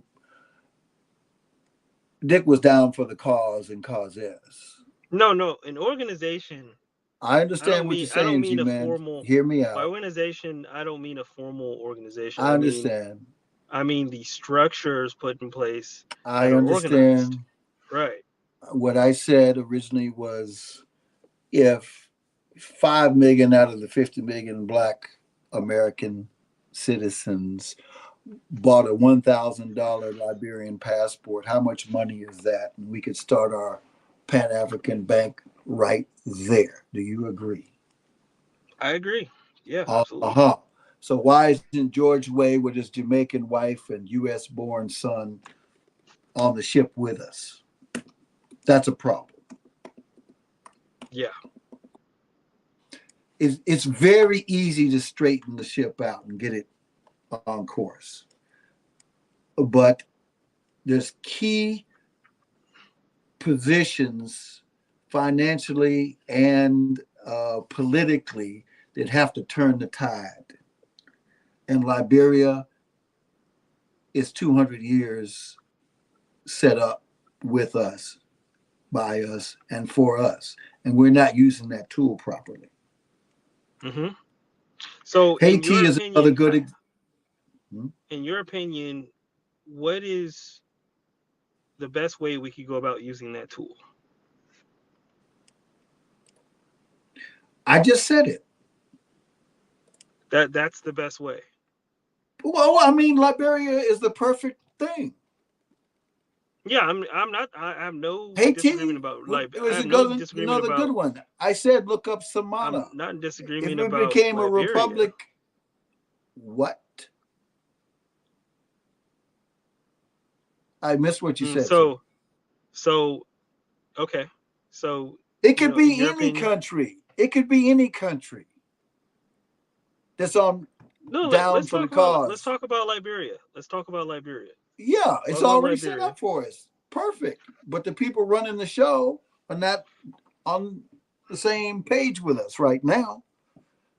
But this is perfect. You've got an indigenous Liberian president married to a Jamaican who used to work for Citibank, and a son who played for the national soccer team of the United States of America in one family.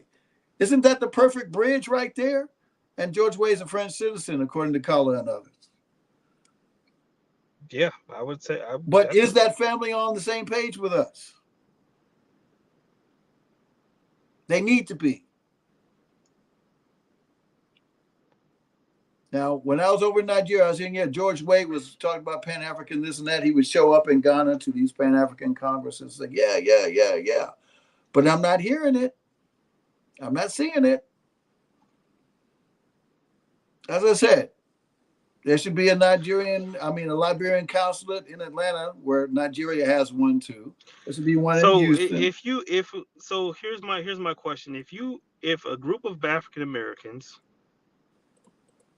who represent, let's say they put their money together and they represent a group of African Americans with $50 million or $100 million, and they went to Liberia and they talked to the government, do you think they could get anything done?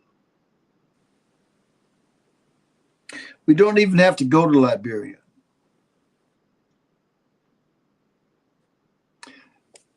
I'm just saying,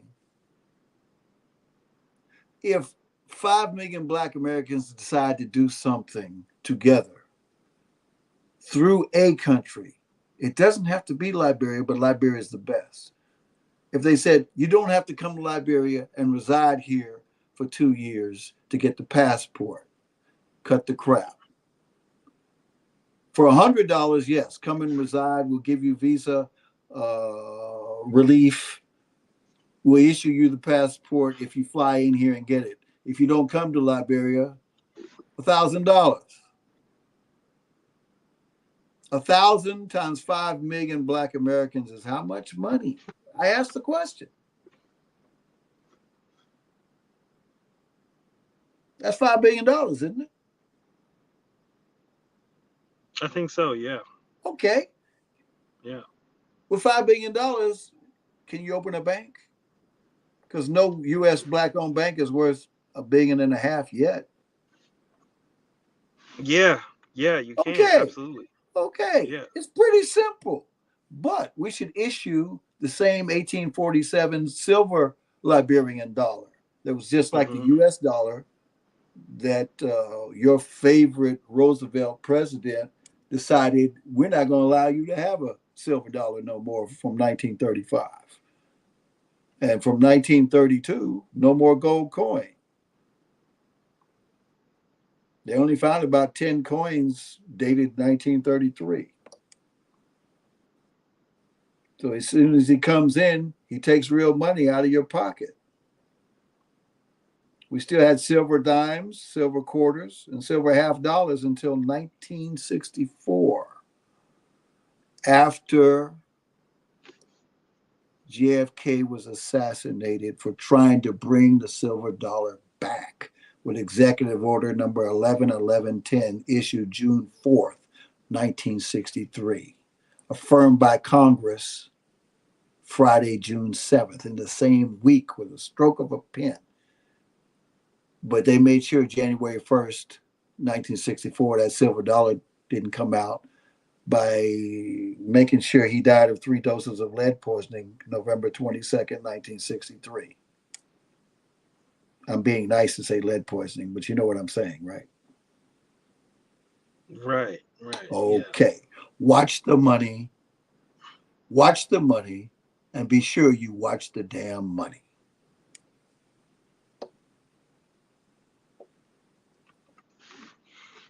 Good points. So this $5 billion should be converted into the silver out of the grounds of Africa and minted into Liberian silver dollars. So now we have honest money to do honest trade.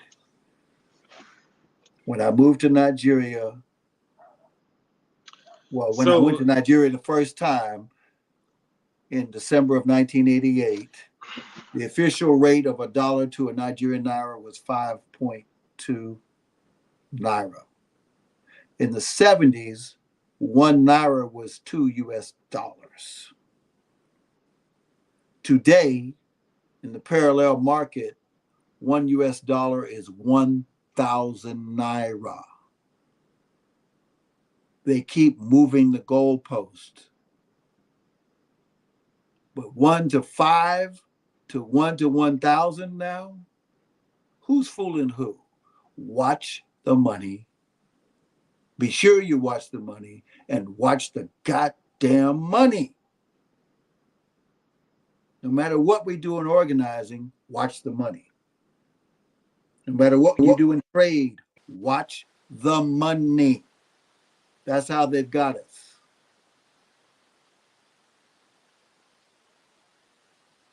Okay? Now, how do we control the means of production and or banking and trading? We have to control our own black economic bank system, whatever. Why do you think the opposition to the IMF and the World Bank, the Bank for International Settlements, and the Western banks, World Bank, is BRICS now? The BRICS groups were getting screwed. Watch the money. Wow. Be sure you watch the money, and be sure you watch the damn money, please. Yes, John. Organizing, whatever. Black economics is resource-based trade. Controlling the means of production, manufacturing, and distribution, but also your own money. So we need a sovereign state to issue sovereign money with a sovereign bank. One of the commenters, my brothers, am I making any sense? If I'm not, tell me. Well, I hear you loud and clear, and I'm just trying to get you to follow up with what you're talking about based on the question posted by Bantu Mandinka. Would you like to read it, or you want me to read it? Correct. If 5 million Black Americans decide to do anything, it would be a wrap, whatever we decide. The question is, how do we get the 5 million of us to do anything? As I said, the catalyst. One Black republic who's on the page can change it. It doesn't have to be Liberia. It doesn't have to be Belize. It doesn't have to be the Bahamas. It doesn't have to be Guyana or Suriname or Brazil or the Gambia or Zambia. But we need one that's on the same page. Just one. Preferably 10. But we got to do this. So I like what Sierra Leone is doing. I do too. Maybe actually Sierra Leone might be a good one to put on the list. Yeah, mountain lion. Fine. It doesn't matter to me. Get them on the same page. And I liked your point about, bringing the money, right? And as you said, watching the money, but bringing the money, bringing something to the table, right? Well, we have it. Look, we are trading with their goods in the United States of somewhere near $2 to $3 trillion per annum, throwing it away on senseless stuff. Mm-hmm. Just to fly to Liberia and back is going to cost you $2,000. Give us a passport for $1,000 without going there. Cut the crap. Issue us a Liberian silver dollar, at least one, along with the passport. There you go. Done. Warehouse banking with debit cards, with the Liberian International Bank, whatever we're going to call it. It doesn't have to be Liberia. You understand? Any, but preferably about 10 Black countries. 1 or 2 in the Caribbean, 1 or 2 in South America. Maybe Nova Scotia, where the Black folks invented hockey. 2 in West Africa, 2 in Central Africa, 2 in Southern Africa, 2 in East Africa, whatever. But we got to get on the same page. It's pretty simple.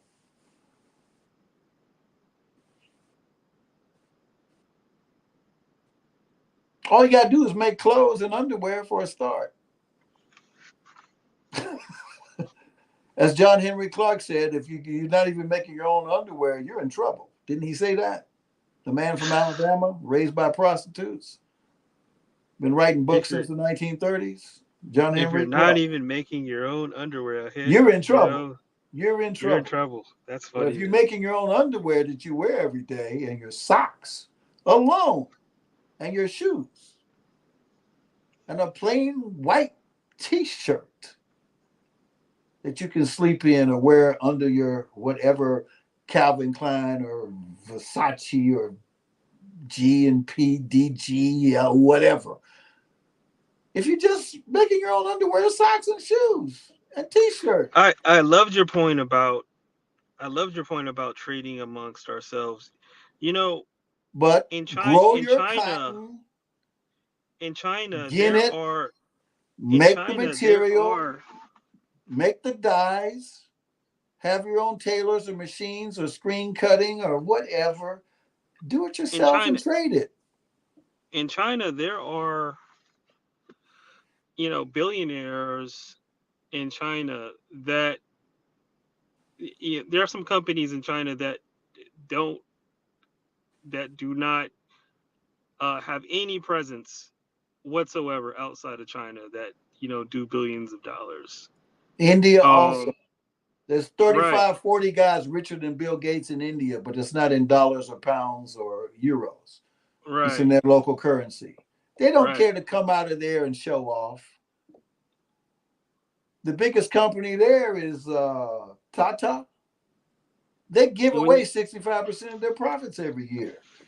When you look at the global black market, that's easily 1 billion people.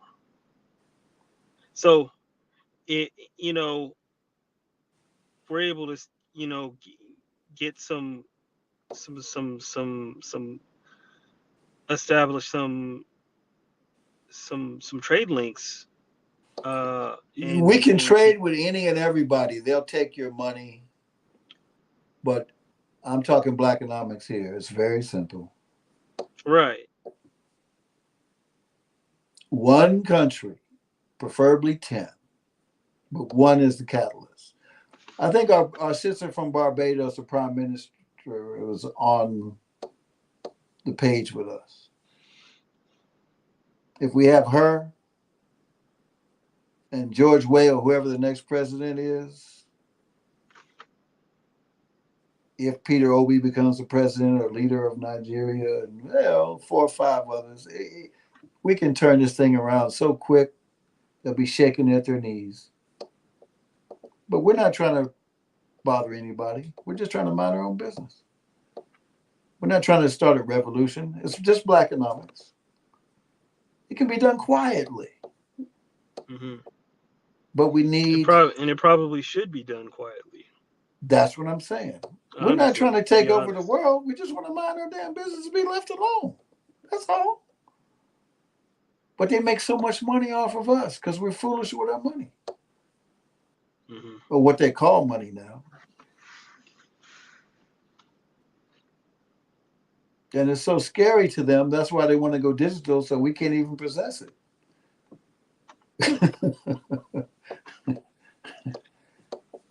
That's what's scaring me right now. If we don't catch on and get this snowball rolling, the snow's going to melt right in our hands.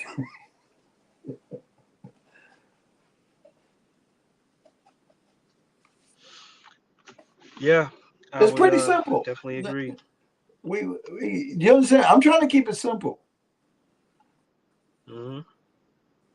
At least we're allowed to talk about this right now. I don't know how many people are listening. How many people are listening to us? 12? Be good we had 1,200. 24. Okay. It'd be good to have 24,000, but okay, 24. No problem. So Bantu Mandinka says we have to take over the world. No one is going to leave us alone. No, we don't need to take over the world. That ain't happening. They've done that. We're not going to try to play that game. No. We just want to do our stuff amongst ourselves and be left alone. And those who want to trade with us and be fair to us, fine. We're not trying to take over no world. I'd rather go to Mars. Forget this world. You know? Huh? Once you have the means of technology to just get up and go and leave and come back, if you choose to come back, what do you need to take over this world for? You know how many worlds are out there? You can't even count the sands on the beach to match the stars and planets that are out there. We're not here alone, my brother. We feel alone now because these people have introduced the paper money patent and are oppressing us with it. That's basically all that's really going on. And then the barrel of the gun controls everything else. That's about it. There's no mystery to it. But imagine if I had the technology to leave here, go to the Alpha Centauri and back, or Sirius B, and come back. You need money for. You're just minding your damn business and going where you're going to go. Freedom. So We're thinking like Jughead, on this planet. That's our problem. That's why I mentioned I'm here in Space City, USA, Huntsville, Alabama. Jughead says, I saw it. Quick one, John. yeah. And then John, I got another comment for you from Jughead. I see it. For Barudi, I mean. I see it. He's praising us. They say. So what do you say to Jughead's comment? It says they won't leave us alone. Oh, Jughead? We already know that. But keep your eyes on the prize. It's pretty simple. Didn't I break it down? Do I have to say a whole lot of jargon? We can go read a whole bunch of books and treaties and everything, but it's really simple. Think about it. It's really, really simple. So, John, that means you're saying a lot of people are armchair revolutionaries because if it was that simple, they'll get it done. Oh, well, I'm not trying to be a revolution. And I'm saying, since it's not getting done, are you saying there's a lot of armchair revolutionaries out there? A revolution? Look, it comes down to blackonomics. A revolution, whatever. Will it be televised? I mean, if you want to end up in a coffin in a mule train carriage with a Pan-African flag over your coffin and 10,000 people watching your funeral, okay, go ahead. I'm not interested in that. But if that's what you want to do, strive for it. I'm not interested. I'm too old for that. The good die young. I'm too old. Malcolm was 40. King was 39. Marcus was what? He was in his 30s too? Or 40, 42 max?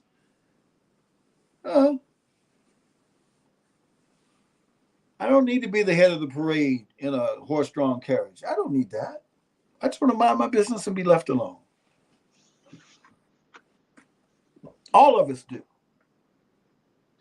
I don't need a mansion in Beverly Hills. I'd rather go build somewhere else. I mean, come on. I'm not trying to get there. I grew up with Rolls Royce in the garage, in an airplane. My dad flew at his, beck and call at the airport. I've seen that. Dad did business with Elijah Muhammad, and he's not a Muslim.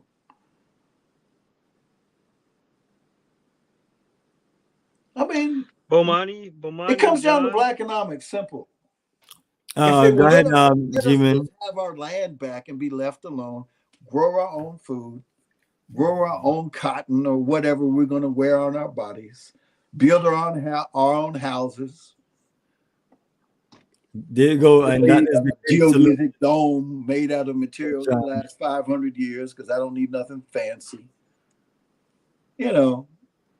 Make our own computers better than the Apple M3 chipped devices. Have our own planes that we make.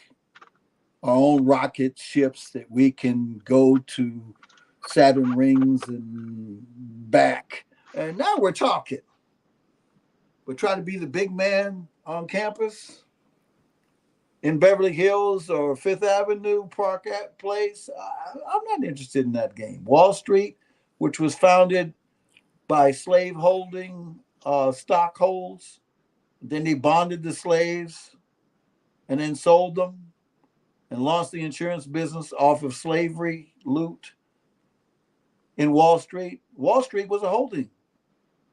Sell holding, where you looked over them and looked down and say, yeah, I want that nigga, I want that one. Put it on the block. And don't forget, George Washington was sworn in Federal Hall on Wall Street, even though the capital was in Philadelphia. So do you know what's really happening? So, Bomani, John, it's been a great conversation. Appreciate you, G-Man. Very, very insightful. Thank you guys for doing this. This is a really needed talk. Yeah. And I will see you guys on the flip side. Yeah, All right, take care, brother. Honest black trade, but will they let us have it? Bye. Bye-bye. Yes, yes, John. So appreciate all of the breakdown with all of the solutions and all of the things that we should be doing and all the things that we need to do. So look forward to people just putting their time and effort into those things and getting ready for the future. Yeah, there's 23 other people. More and more people are coming on. I wish more people commented. There was only about 4 or 5 of them. I wish we had a sister's voice in here. I want to hear what our feminine partners have to say. I really do. Because we ain't going nowhere without them, brothers. Yeah. Unless you got some test There you go. We are...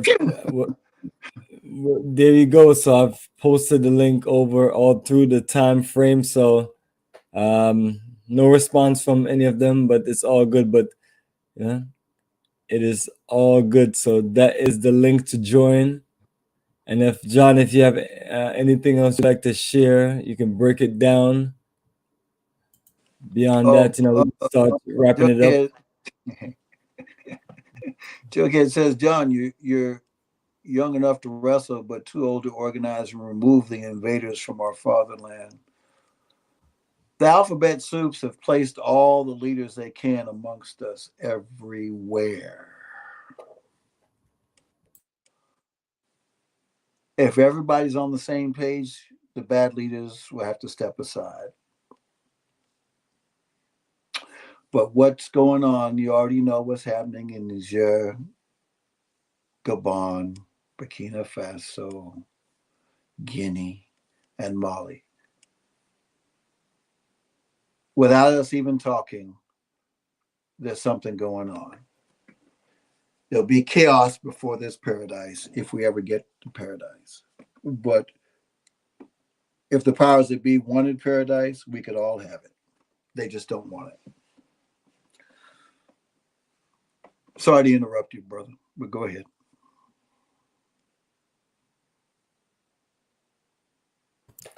No, I didn't say anything, John. I was just telling you to share your final thoughts and or add anything else you'd like to add. And the floor is yours. And I'm just looking to see anyone else that would like to join us before we close. But you can keep going. There were 20 people on. Where did they go? Now I don't see them. They're still on here. They're still listening to you. Oh, okay. Oh, I see a comment. What is this? Comment. No, it's no new comments.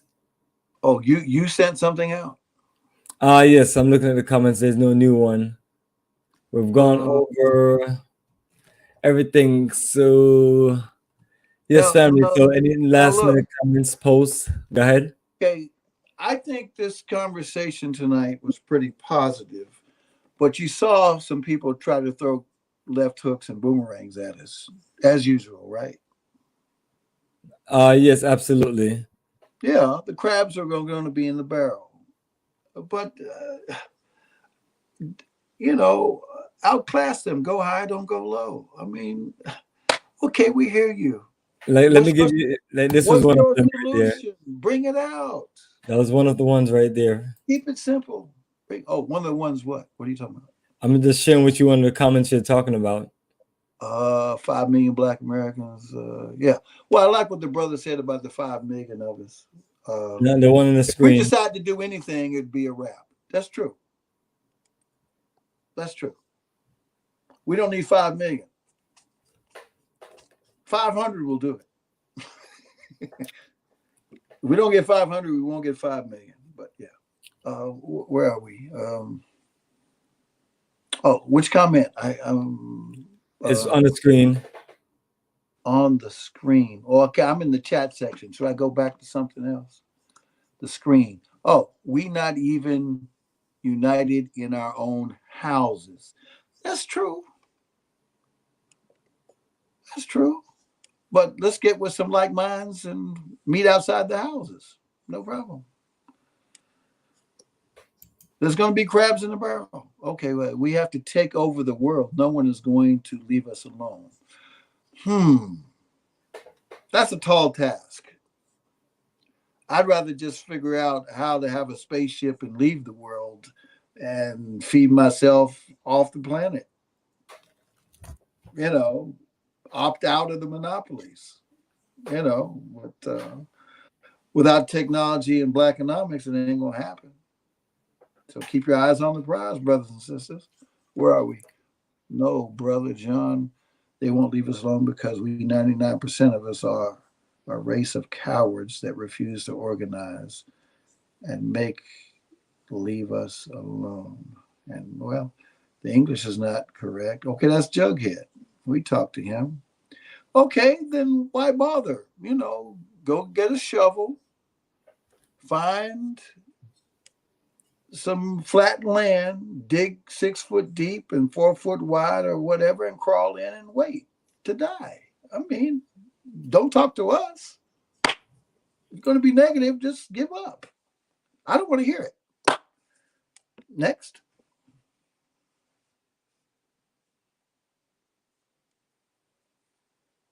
Bomani, next. Yeah, no, that's the next comment right there. Brother John, you young enough to wrestle, but too old to organize and remove the invaders from our fatherland. I said, I'm not going to bother myself with removing the invaders. We just quietly do our thing, but we need 1 to 10 black republics, if you want to call them, to get on the same page. And 500 to 5,000 of us buy $1,000 passport to put 1,000 frauds, Federal Reserve accounting unit dollars into this pot. We'll figure it out from there. It's pretty simple. One by one. You don't even need an organization, but you got to be on the same page. It's pretty simple. I wish I could get Smith's, the guy who gave enough money to cancel the debt of the 2019 class, was it at Morehouse? If we have 4 or 5 guys like that, LeBron or whoever, you know, this thing is pretty simple. But they don't want that meeting to happen. But, you know, as long as we, oh yeah, okay. Let's see if 1 or 2 can make the catalyst. But I'm going to make an effort to meet Miss Barbados.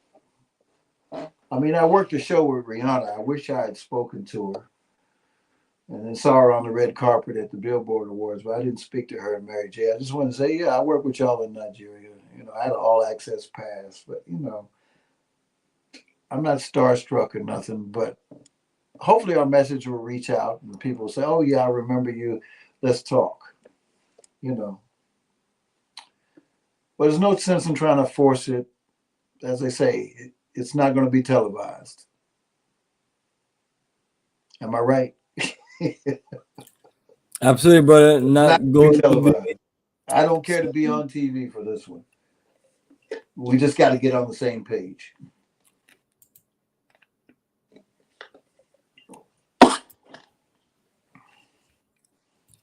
Any more comment there? Or what's this? No more comment, but if you have it, and appreciate you breaking down and giving all the incredible solutions, as we've been talking about the great solutions on building a black network, business network in America and Africa, back and forth, and keeping it connected.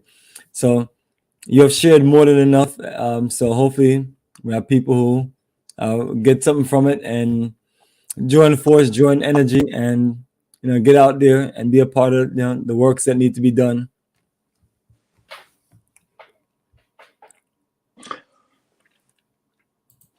I don't want to say keep hope alive because I don't like who said that, but I have some positive lights at the end of the tunnel. We just got to get some more on the same page, we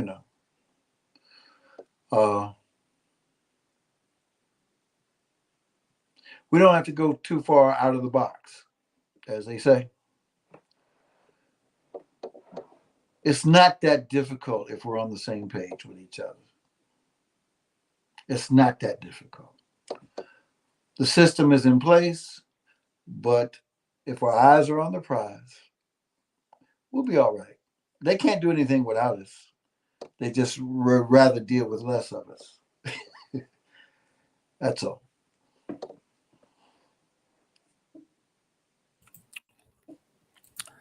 Yes, my brother. Appreciate it. John, that was very epic. A great show. Appreciate you entertaining our guests that came on and educating them and making a good connection. So family, that's the link. Join us. We're going to get closed out in the next few minutes. And then we're going to close out with some music.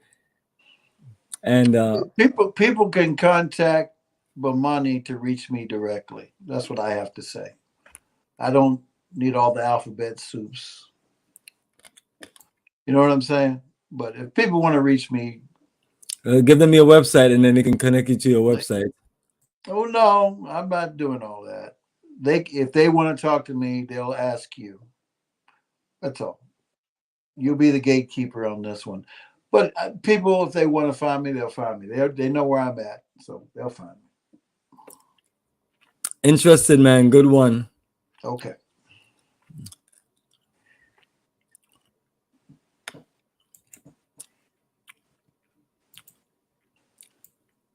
So that vegetarian food sounds good over there. Yes, vegetarian food. What vegetarian food? Tell me in the background. Man, it's 1:11 in the morning. I'll be. Well, that's perfect timing, man. I'm gonna play one of my classic. Where is the classic video?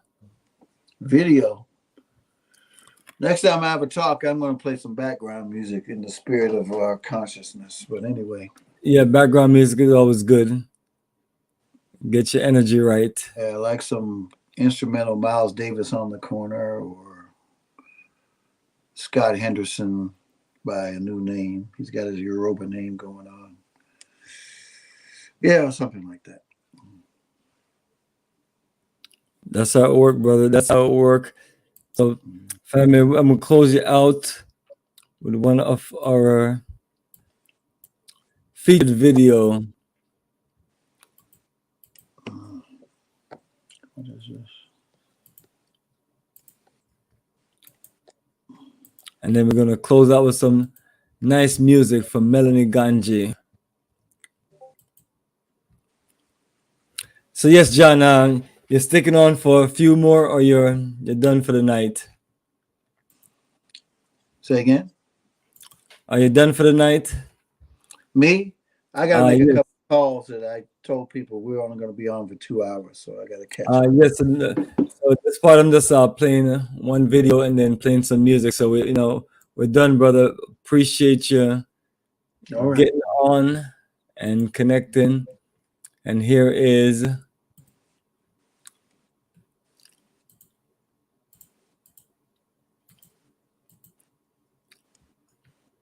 let me close out some of these things.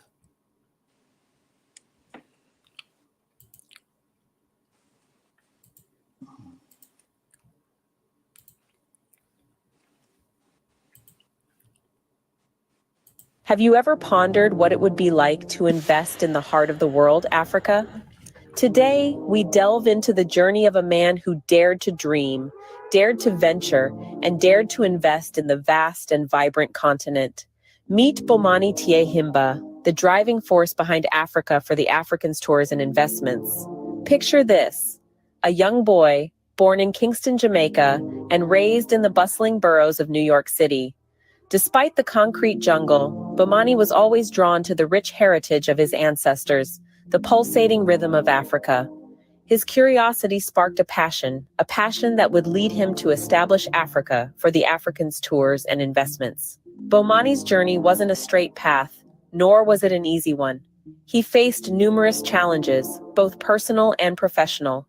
Yet, his unwavering resolve and staunch belief in the potential of Africa saw him through. He understood that Africa was not just a destination. It was an opportunity, a chance to build, grow, and contribute to the continent's ever-evolving narrative. Africa for the Africans Tours and Investments was born out of Bomani's desire to bridge the gap between Africa and the African diaspora. He wanted to create a platform that would enable people of African descent to explore their roots, understand their heritage, and most importantly, invest in their ancestral land. Through his organization, Bomani has been able to facilitate a variety of investment opportunities in Africa.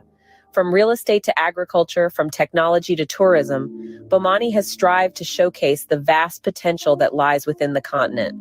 He believes in the power of investment, not just as a means to generate wealth, but as a tool for sustainable development and economic empowerment.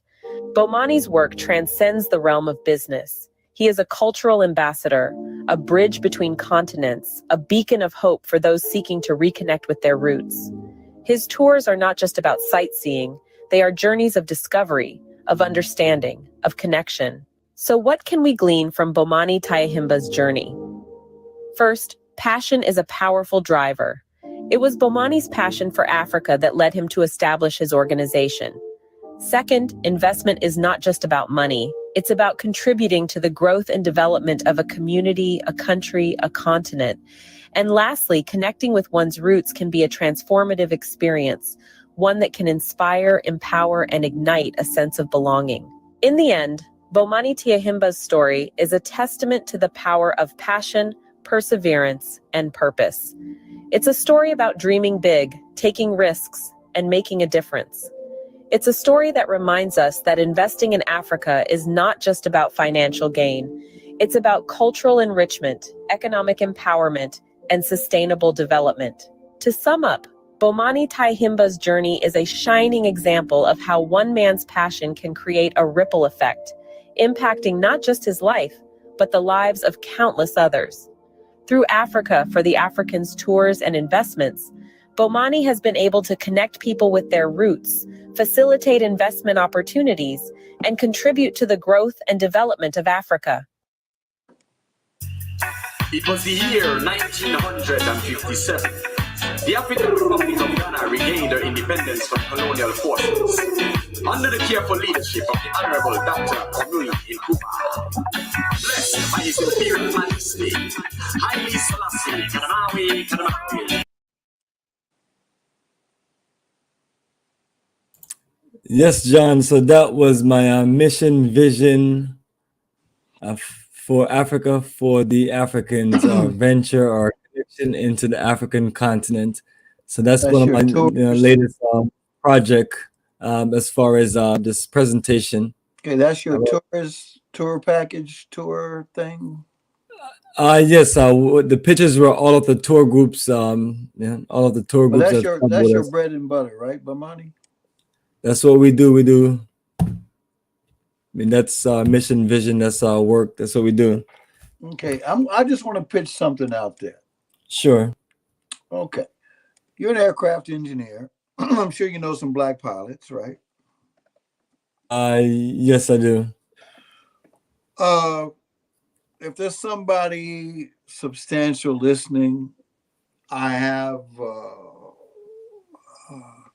let's say, a proposal for us to have our own black airline. Okay? Charter, not scheduled, but scheduled. You know what I'm saying?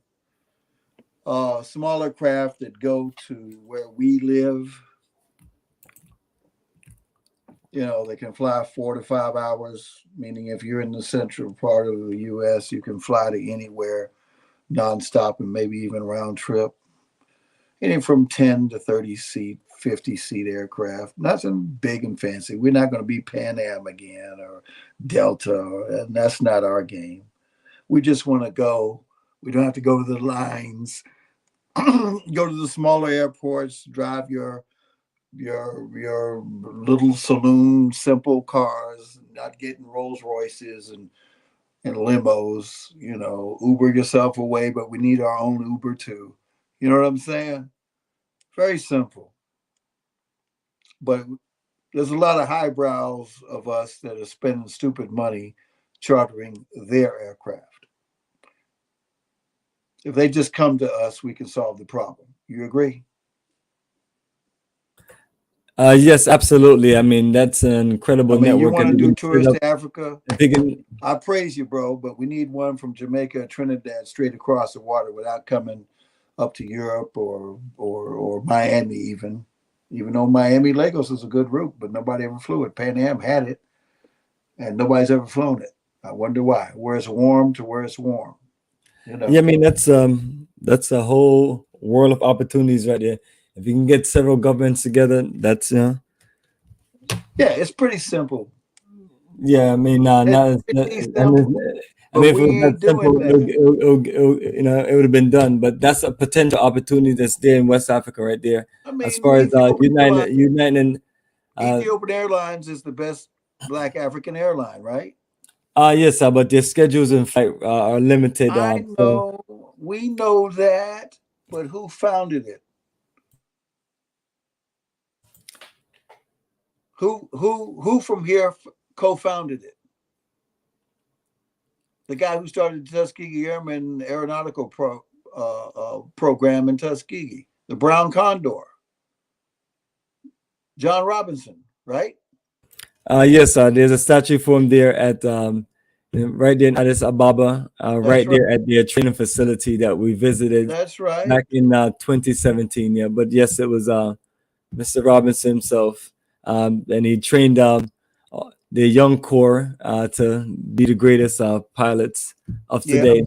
That's right. So, incredible history. Air Force, right? But yeah, that shows you the influence. And he was hired by Haile Selassie to head his fleet of 12 aircraft, Imperial Air Force, against the Italians before they took Eritrea from him. Am I right? Yes, brother man. Okay.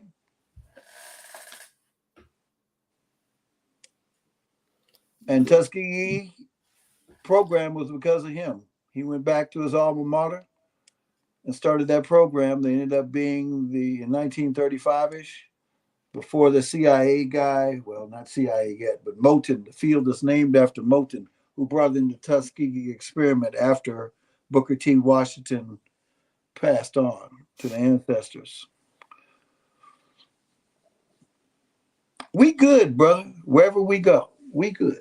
But anyway, I've got a proposal for that. And until we do that, we're not controlling our own movements. There you go. You can explain, if you can explain more about the proposal. You did do a nice introduction into it, but you didn't expand on exactly what you are reaching out for as far as the audience that are listening. Yeah. But there's some people out there who can write their trips off. They won't miss a beat. Okay? But we're supposed to be in that game. My dad with Elijah, Nation of Islam, they bought 2 or 3 aircraft for that purpose. They were flying freight to British Honduras, now Belize, and bringing back fish and sisal from the Bahamas, those little toys and whatnot, and fruit from the brown and black folks harvesting it in Southern California back to Chicago, and just basic stuff, man. Basic stuff. But that's one thing that we need amongst ourselves. I mean, it's good. We got a lot of black pilots and crews working for Delta, and Delta is a primarily a non-union employee-owned airline. Well, stock-wise maybe, but we need one of our own. But we're not going to try to compete with Delta. We just need to take care of ourselves without being on their manifestos. Do you know what I'm saying? Yes, brother. Gotcha. Absolutely. Okay. And Okay. but It's easy to do. It doesn't take a lot. But none of them right now. well, so if it's so easy, I would love to see us get these things done. Because it may be easy, but the part as far as organizing the people and get them to flow and work together and to get things executed, that's another story. So DC is reaching out to you, our good brother DC from Ghana. Okay, John, what's happening with the railway line you were working on in Nigeria? Okay, we got about 75 plus kilometers of right of way signed into being starting around 2012 on federal roads inside Lagos State and over into Ogun State. But only Nigerian Railways was allowed to operate in the law based on the 1955 Railway Act. It was only this year, they in the last year, I would say, that they've allowed private entities to also work with, for example, states in Nigeria without the Nigerian Railway Corporation being the only allowed operator. They did that because the British controlled Nigerian Railway Corporation. They set it up. And they were the only operator allowed, a monopoly. I wonder why. I mean, with 225 million Black people in one economy, it'd be very easy to have a successful rail company, wouldn't it? If you're servicing the people, instead of these buses carrying people on bad roads that hardly exist, flat tires and armed robbers and stuff. But, very simple, man. We have the right of way still. They'd have to reassign it. But now the law has finally changed, so private investors can come in and allow it to happen.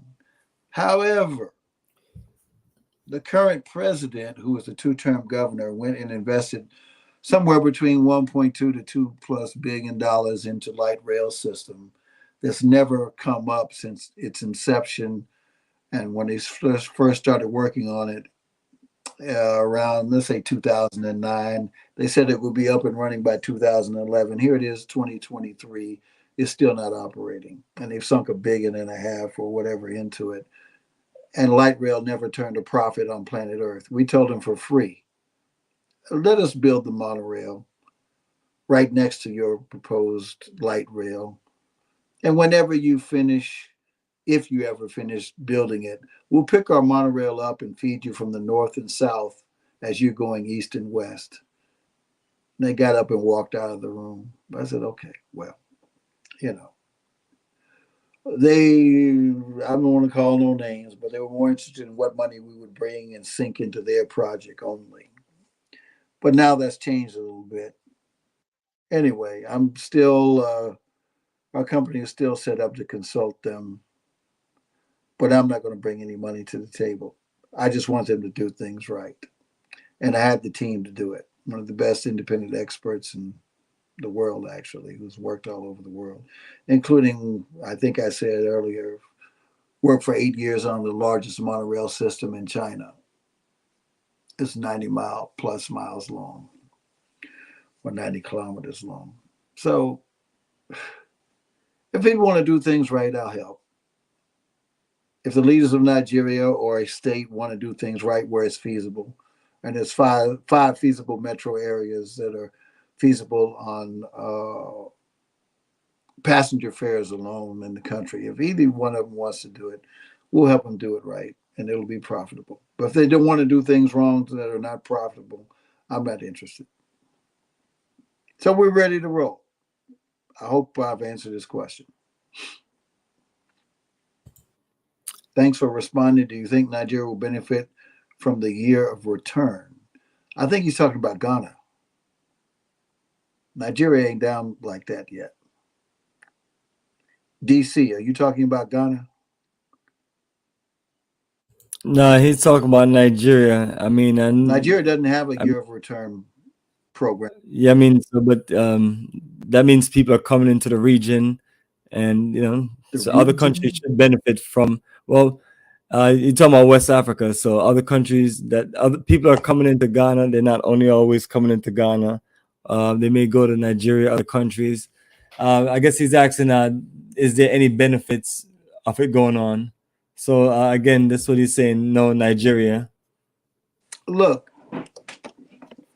if some of the big boys over here wanted to go in and do some things, I don't see it happening. But if they really did, I've got inroads and know how to go in there. With a market of 225 million, if there wasn't so much chaos right now, which is by design from the outside, Nigeria is a black people's paradise. It really is. I've been all over that country.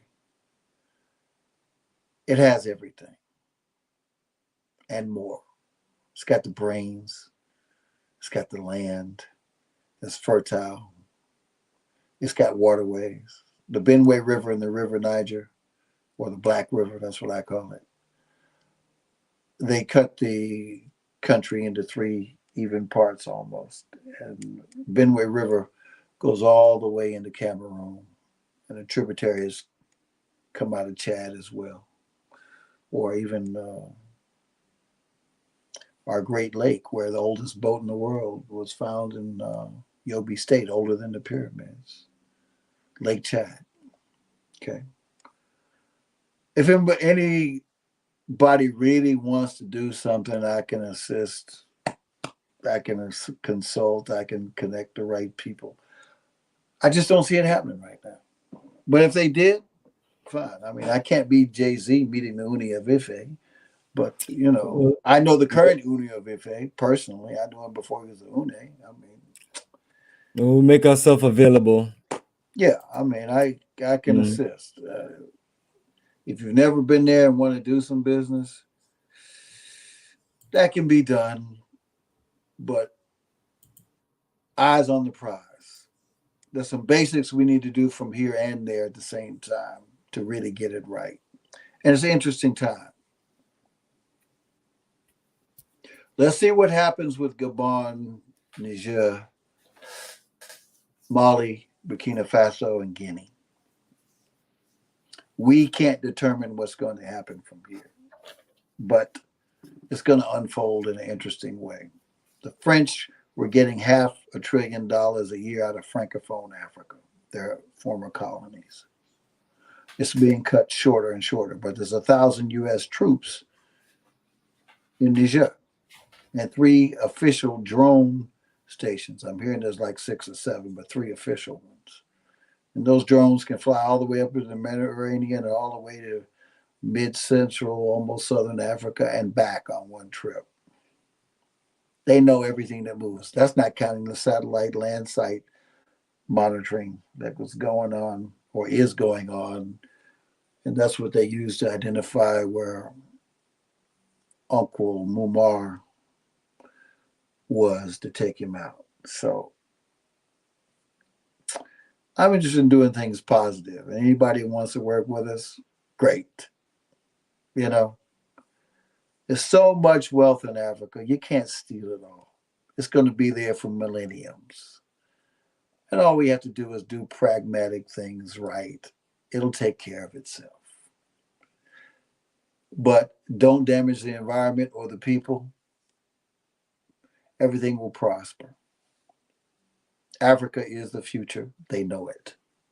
But it doesn't stop us from doing positive things here and in the Caribbean and other places. The planet belongs to all of us, but there's a tiny group of people that want it all. That's a problem everywhere, in my opinion. Very simple. France will fall without the resources of Francophone. Yes, DC, we know that. AU ambassador to America, Arcana, who went to Fisk, where my parents went to school, and Meharry, where my dad and granddad and godfather, went to school. At the request of Marcon in France, she was fired from that position. And the replacement, I haven't heard much from. But I went to her first town hall meeting anywhere, which happened to be at Morehouse Library in Atlanta. I was there for that and asked her a couple of questions. So I tried to stay abreast all I can. Let's see where we go from here.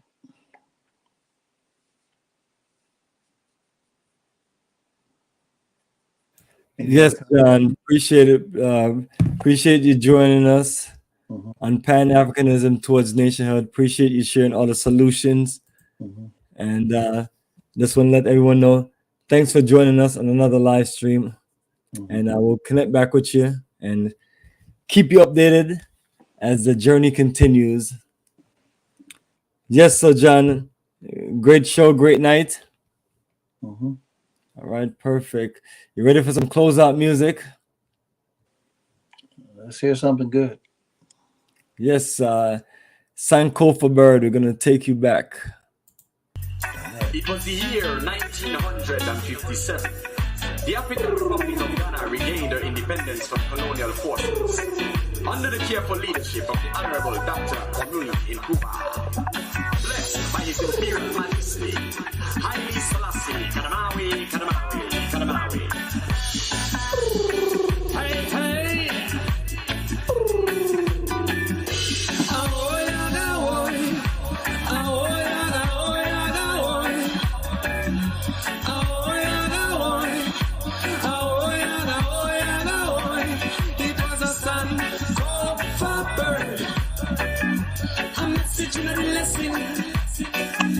Return to the roots.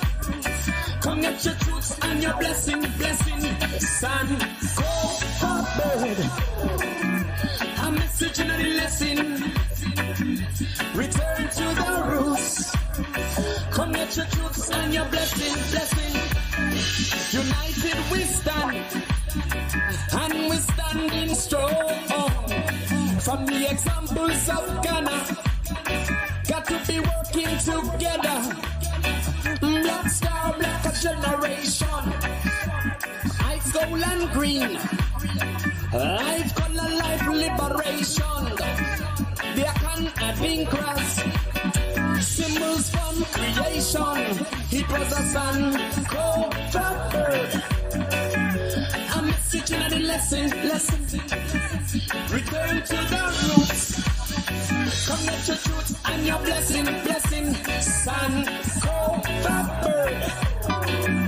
A message in the lesson. Return to the roots. Come get your truth and your blessing. Return to your roots and get your blessing. Return to your roots and get your blessing. Return to the roots and get your blessing. Return to your roots and get your blessing. The call and response. Rhythms of djembe and kete. Sounding far and distance. Regenerating vibration. From corner to curb. The million voices are heard.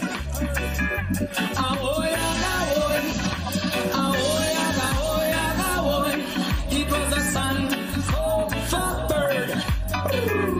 A message in the lesson. Return to the roots. Come get your truth and your blessing. Sun, hope for bird. A message in the lesson. Return to the roots. Come get your truth and your blessing. Return to your roots and get your blessing. Return to your roots and get your blessing. Return to the roots.